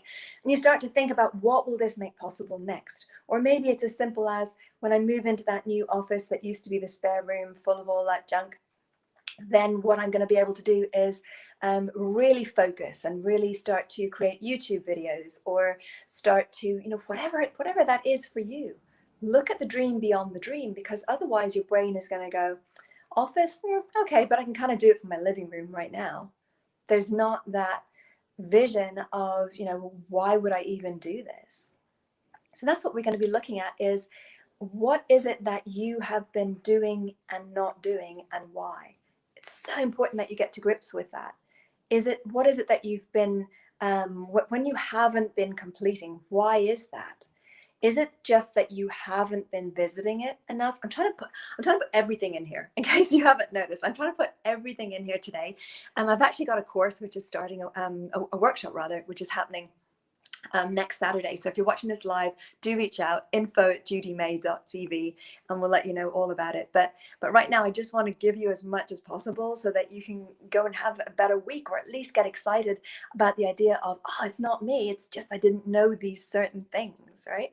So when we get to this point of, you know, I now know what I want to get done, but and now I'm kind of doing it, but it still doesn't seem to be getting over the line, because all these things start coming in. So let's imagine you start working out and then you hurt your knee. Or let's imagine that you start to launch your YouTube channel, and oh, by the way, on all social media, I'm Judy May Murphy. Join me on Facebook. Not so much on YouTube, a little bit, and definitely on Instagram daily, so that you can get your blast of stuff. But let's imagine you're saying, right, I started my YouTube channel, but then I got stuck because I wasn't able to upload, or I didn't know how to edit. Well, that's about, maybe you need to revisit and say to yourself, have I chunked this too big? Because starting a YouTube channel is about 100 different things, at least, just even to get the first videos up there, get your channel launched. There's about 100 different things. They're not difficult things. They're complex, but they're not difficult. There is a difference. But if you just tell it to yourself like it's one thing, then it's going to become overwhelming. If you say to yourself, right, today I'm going to shoot my video and get it on YouTube, that's chunked way too big. it's great that you want to get your channel launched today. Brilliant, great timeline. Channel launched today, first video done today, absolutely doable. But if you're chunking it as that big thing, then your brain will just become overwhelmed and it'll feel like just taking, you know, a bite out of an elephant. So let's just chunk that smaller. Let's look at the way that needs to be. So what that needs to be is, what are all the different elements of it? Step number one might be go and read everything that you can from YouTube's own thing, or even better, and it's getting even easier now, because now you can, if you're a coach or a speaker or an expert of any kind, you can just get it straight onto Best You Expo, right? So the Best You TV channel. So that's pretty cool. But let's imagine whatever platform you're getting it on, that the first thing you do is you just read all the information, and you give yourself, say, 30 minutes or an hour to do that. Now you're like, yeah, I can do that. Because we're scaring the bejesus out of our brains every single day by giving them these great big tasks that we haven't chunked down. Imagine if you were to take a little kid and you were to say to the little kid, right, today you're going to be in school. You're doing school. First day of school today. The kid's going to be terrified. Those are the kids that are crying at the school gate. My mom actually did this really, really well when we were little. I actually remember it. And then she told me about it years later. I was like, I remember you did that. And what she did was she step by step it through. She said, the night before, so tonight, what we're going to do is we're going to take your school uniform and we're going to put it somewhere so that you can get dressed in the morning. You know, where will we put it? We put it on the end of your bed. We put it on the chair. Will we put it downstairs in the living room? And then in the morning, because my mornings were about to be different, right? Normally I just hang out with her. But then my mornings are going to be, you know, putting on this school uniform. So she step by step me through that. And then we're going to get in the car and then we're going to drive to school. And then when you get there, you're going to meet your friend Kathleen, and you and Kathleen are going to go inside and you're going to meet your new teachers. We had a few teachers in kindergarten. And she just step by step me through the entire day, not just once, but several times. So for those of you who are trying to do projects without envisioning exactly what each step looks like, take a breath. Just do that. Have it that is your prep day. Have it that you're just like, okay, I'm going to see it, I'm going to see it, I'm going to see it. And then if something crops up that you hadn't thought of, like, you know, you're the little kid in kindergarten and suddenly someone steals your lunch, at least you have certainty. At least you know that, okay, well, we did all this, something's gone wrong, but you don't collapse. You don't suddenly feel like the whole day is wasted because you've got other steps ahead. You know that Mum's going to be coming to pick me up soon, or Dad's going to be coming to pick me up soon. But in your brain, you don't stop as soon as a challenge arises, because you're like, okay, well, we're on this step and we need to get to here. Suddenly I've been blocked. All I've got to do is I've still got to get to that next step, because so many times you've thought of that next step, you've pictured that next step. So it might be that, you know, you've been running and you're now up to 5K and suddenly your knee gives out, but you know that you're getting to 10K. And you know that you're getting to 10K in the next 5 weeks, for example. So you say to yourself, right, it's now not that I'm stopping. I'm still going to get to 10K. What within those next 5 weeks can I do? What was part of that plan? Oh, part of that plan was actually upper body work. How can I do that upper body work? How can I get my upper body really, really strong? Part of what I was going to do was mindset. Part of what I was going to do was starting to juice. Part of what I was going to do was get a running buddy or join a running club. And you start to do all those things, even though the part of it that you can't do is out of the question. So many people, oh, knees sore, let's just stop. You know, we do it in business too. So if we say to ourselves, right, we're going to get this marketing out there and people are going to come back and they're going to buy this product. And then suddenly something happens. Maybe legislation changes and you can't sell that product. Maybe your biggest rival launches something that is more prepared than yours. And you're like, okay, we got to do this differently. But see how much of the progression you can still pick up, even though there's a big chunk of it that has been taken out.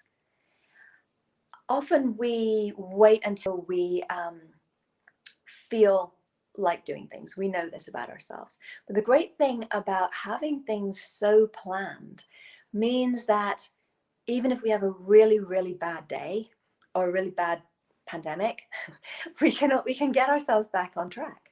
So this is what I'd like to invite you to do is I'd like you to think about, first of all, let's think about something where you didn't bring it through to completion. So let's think about a project that you said you would do and it just didn't get done. First of all, look at how harsh you were on yourself with that. Look at how you just, beat yourself down with that. You just said, I'm a lazy person, or my dream's not coming true. You scared yourself. You weren't lovely to yourself. How could you have spoken to yourself differently there? Capture that. Look to the past as evidence. A lot of people try and say, "Oh, we're moving on from the past." A lot of people, particularly if they are followers of Alfred Adler, which I am, they'll interpret that to mean that the past doesn't matter. Let's just look to the future. There's loads of really, really juicy stuff in the past that we can use to get us into the ideal future a lot faster. So have a look at, what did I do when it didn't happen? Did I stop even touching it? Did I stop even looking at it? Let's imagine that an actor has whenever I've got some clients who are on retainer. And so that just means that they pay me and they can pretty much just get my attention. And at some point over the next 48 hours, they'll get to sit down with me and sort something out.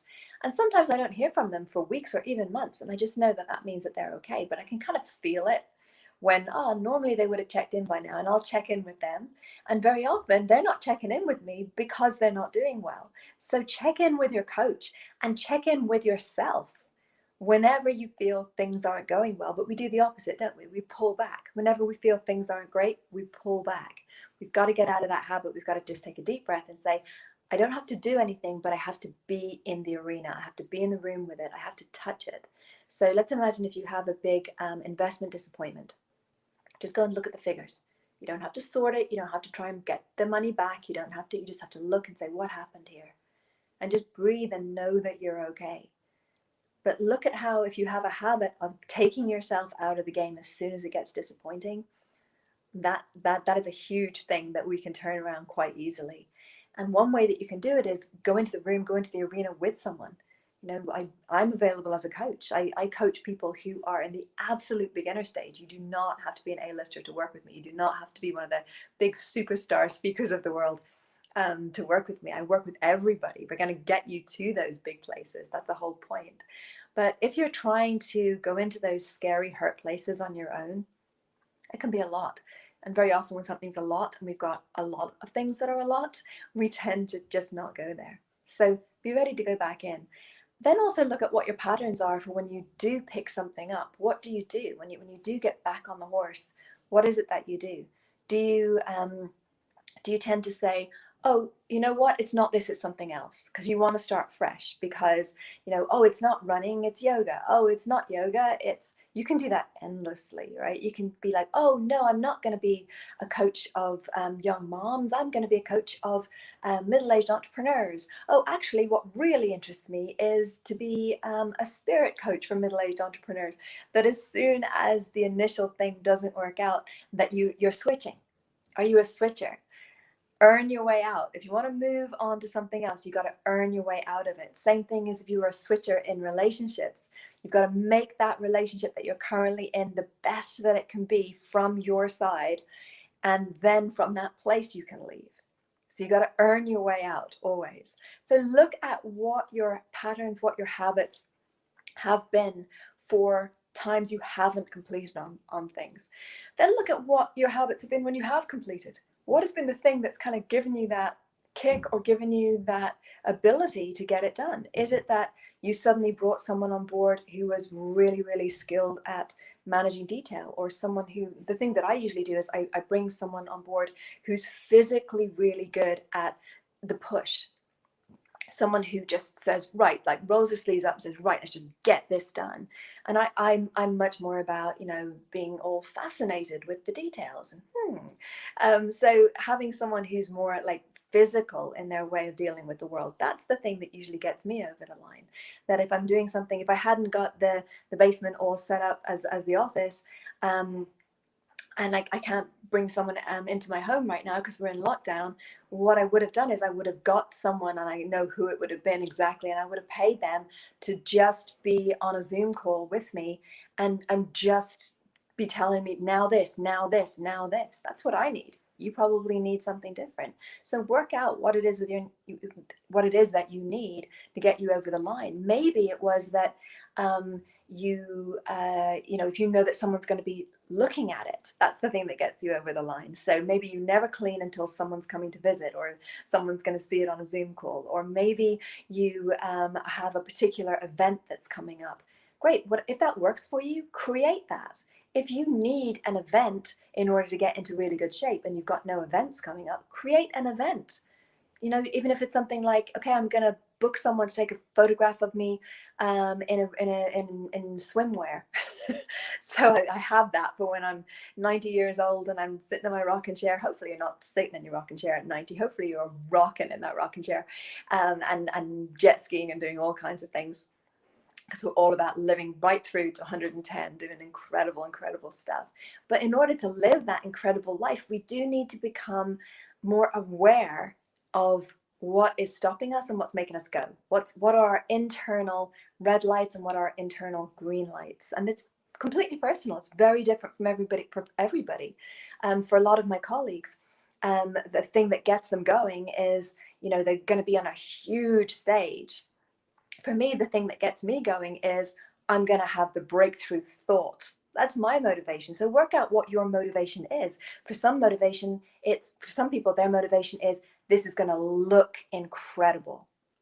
And we can all be doing the same thing. Like we can have 3 top speakers and we can all be about to go out and speak in front of 5,000 people.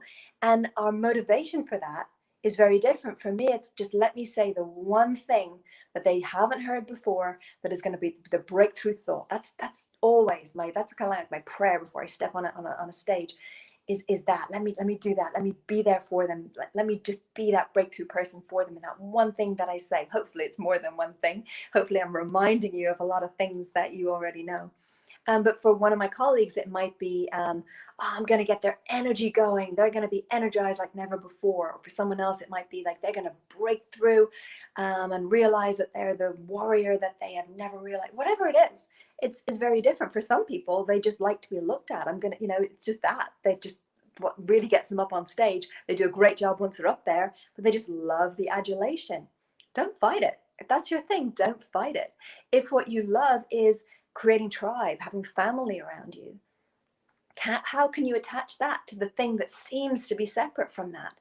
You know, getting the bookkeeping done. How is that about family? Well, maybe it's about when you get really good at just getting the bookkeeping done and then you hire someone to do it and you know how to keep an eye on them, then that's something that you can pass on to your grandkids. You can make sure that they don't have to struggle in order to become financially free the way that you did in the early days. All right, so there's always a way. I have no idea what time it is. Let's just let's check in with that if we can. Do I have a way of checking in? Let me see. Oh, no, I don't. Okay, Bernardo, if I'm going over time, please just let me know, but I'm just going to keep talking until someone interrupts me. So the thing that we need to remember is that it is working. Your dream is coming true. And that each of these little things that you want to complete on are a significant part of that dream. And whenever we've been disappointed, whenever we feel that we don't quite know, I see I've got 3 minutes left. Okay, great time. Great, awesome, thank you. Now I've gone right back to what is the one thing that I can say to these people? Join me.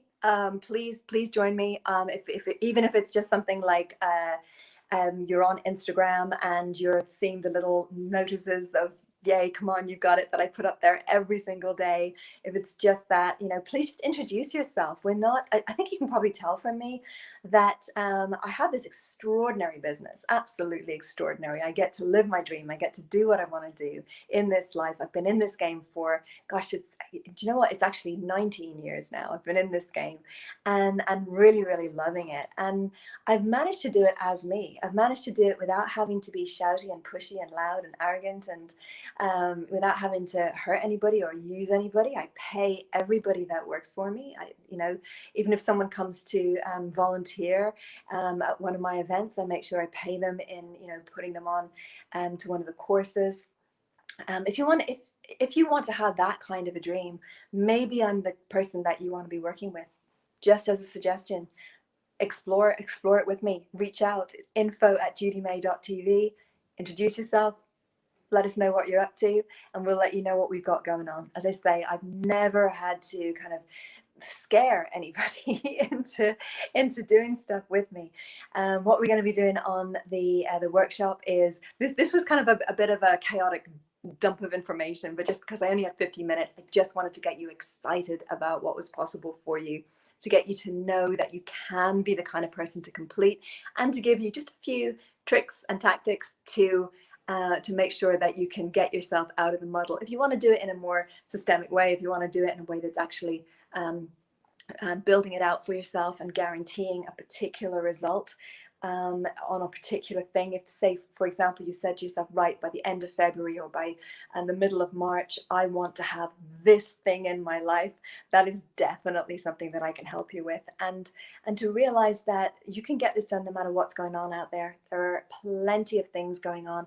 There's plenty of money circulating. There's plenty of ideas circulating. There's plenty of people who are still out there rocking it, building their dream. And of course, we're supporting the people who have had to, make their lives all about just looking after us all and keeping us safe, and we bless them and we love them. And in the meantime, the best thing that we can do is to be fully living that dream, to be fully bringing it every single day, so that when we do get back out there into the world, that we're the people who are in that great place, and we're the people who are ready. That's what leadership is. Leadership isn't the person that shouts loudest from the biggest hill. Leadership is you doing your life the best way that you can do it, and other people just noticing and going, oh, yeah, actually, it can be done.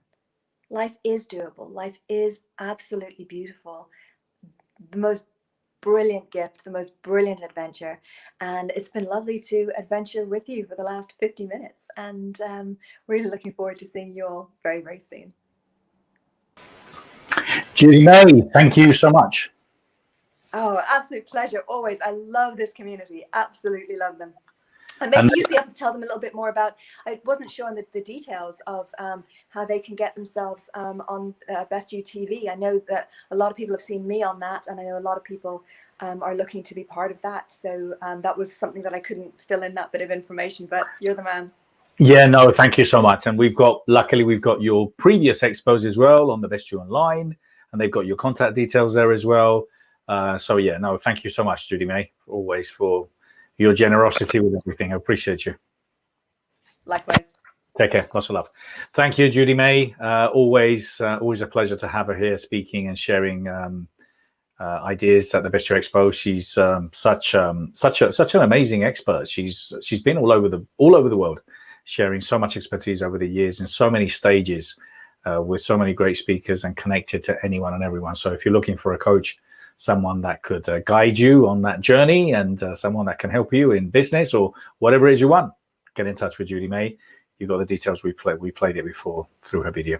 Now, thank you so much. We're going to literally be leaving this room in the next few minutes. I wanted to play very quickly a commercial regarding the Best You TV, and then we're going to run an advert just before my next guest. Now, my next guest is Robert Rowling. Now, Robert Rowling is someone that I met through actually a friend. Judy May introduced me to Paul O'Mahony, who spoke at the Expo yesterday, and then we also had he introduced me to Rob Moore, and then Rob Moore and Paul O'Mahony introduced me to Robert Rowling. And well, look, we've hit it off. He's going to be here to teach you, to talk to you about cryptocurrency. This is so current, but it is so needed. You really, really, really need to get onto this. If you're not part of it, if you don't know anything about it, you need to understand how the world is going to change, how the world is changing, how so many people are making so much money with cryptocurrency. So he's going to be on the stage literally within the next few minutes. As I said, we're going to play a quick commercial about the Best You TV. I'll also like to show you one of the shows that we've got coming up soon which is Mas Shadadi, and he will be also sharing basically a show that's going to be coming in the next month. And we also have Nicola Smith Jackson. So we're going to show you those, plus the Best You TV. And then I'm going to be, with a few more commercials, going to be here on the hour, introducing you to Robert Rowland. Thank you so much. Take care. Lots of love. Bye. The Best You TV, a TV channel with only the best business leaders and influencers ready to help you rise to the top. Available now on Roku, Amazon Fire, Apple TV, and Google Play.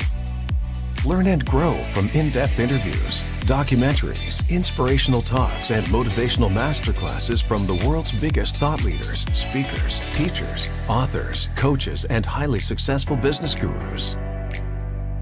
The Best You TV is now live.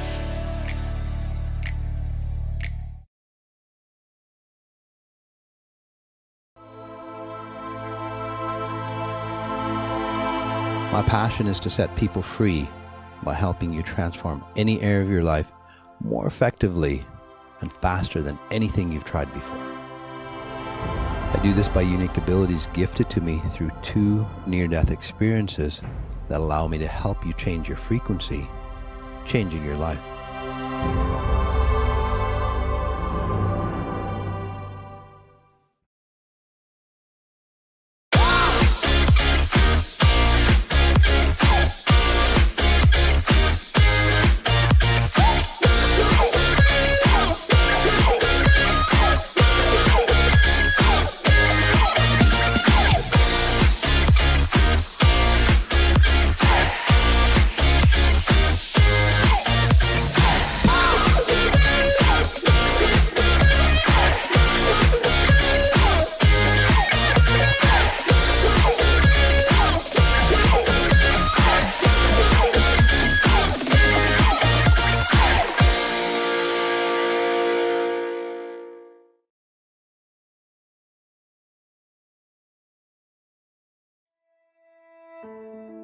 The Best You is leading the way in the industry of personal and professional growth.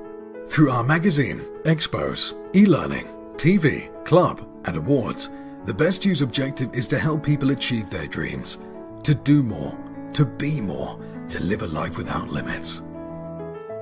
Join us if you believe in helping and inspiring others, in changing the world, in making it a more just and fair place through education and inspiration. Our goal, everyone, everywhere, now. If you are interested in making a difference, working, partnering, volunteering, supporting, or even licensing The Best You, let's talk. Let's work together and make the world a better place.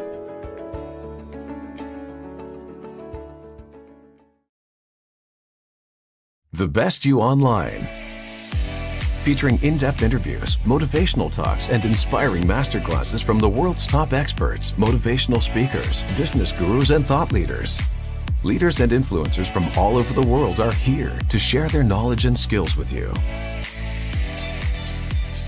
The Best You Online is a priceless mine of personal development wisdom, knowledge, and practical information to help you take charge of your life and take you, your business, and career beyond where you have always wanted to go. The Best You Online. The well-being industry is worth $3 trillion. Hi, I'm Bernardo Moya. I'm the founder of The Best You, and I wanted to share with you my vision, my dream, the concept of The Best You. The Best You is a multi-platform, global platform. Our first thing is The Best You Expo. Now, we've been doing this for the last 5 years, and over these last 5 years, we've had close to 70,000 people attend, and we promoted more than 700 speakers. Because we filmed every single event, we have more than 700 talks from world leaders, all in one library of content. The really exciting thing about The Best You is our growth strategy. Look, we're going to be running expos all over the world. We've done them now in London and California. We're exploring about running them in Miami. We're looking at running them in Canada, in Mexico. It's just the beginning. So this business model where we will license the Best You Expo will allow us to attract more and more speakers, to attract the biggest brands, to attract all the thinkers that will want to be involved, not only in the local, but in the international reach and approach that we have. This will provide us phenomenal revenue and so much content through all the talks and all the different partners that we will have around the world. And there's so many opportunities for people like yourself, for you to be able to get involved in the Best You Now. Thank you so much.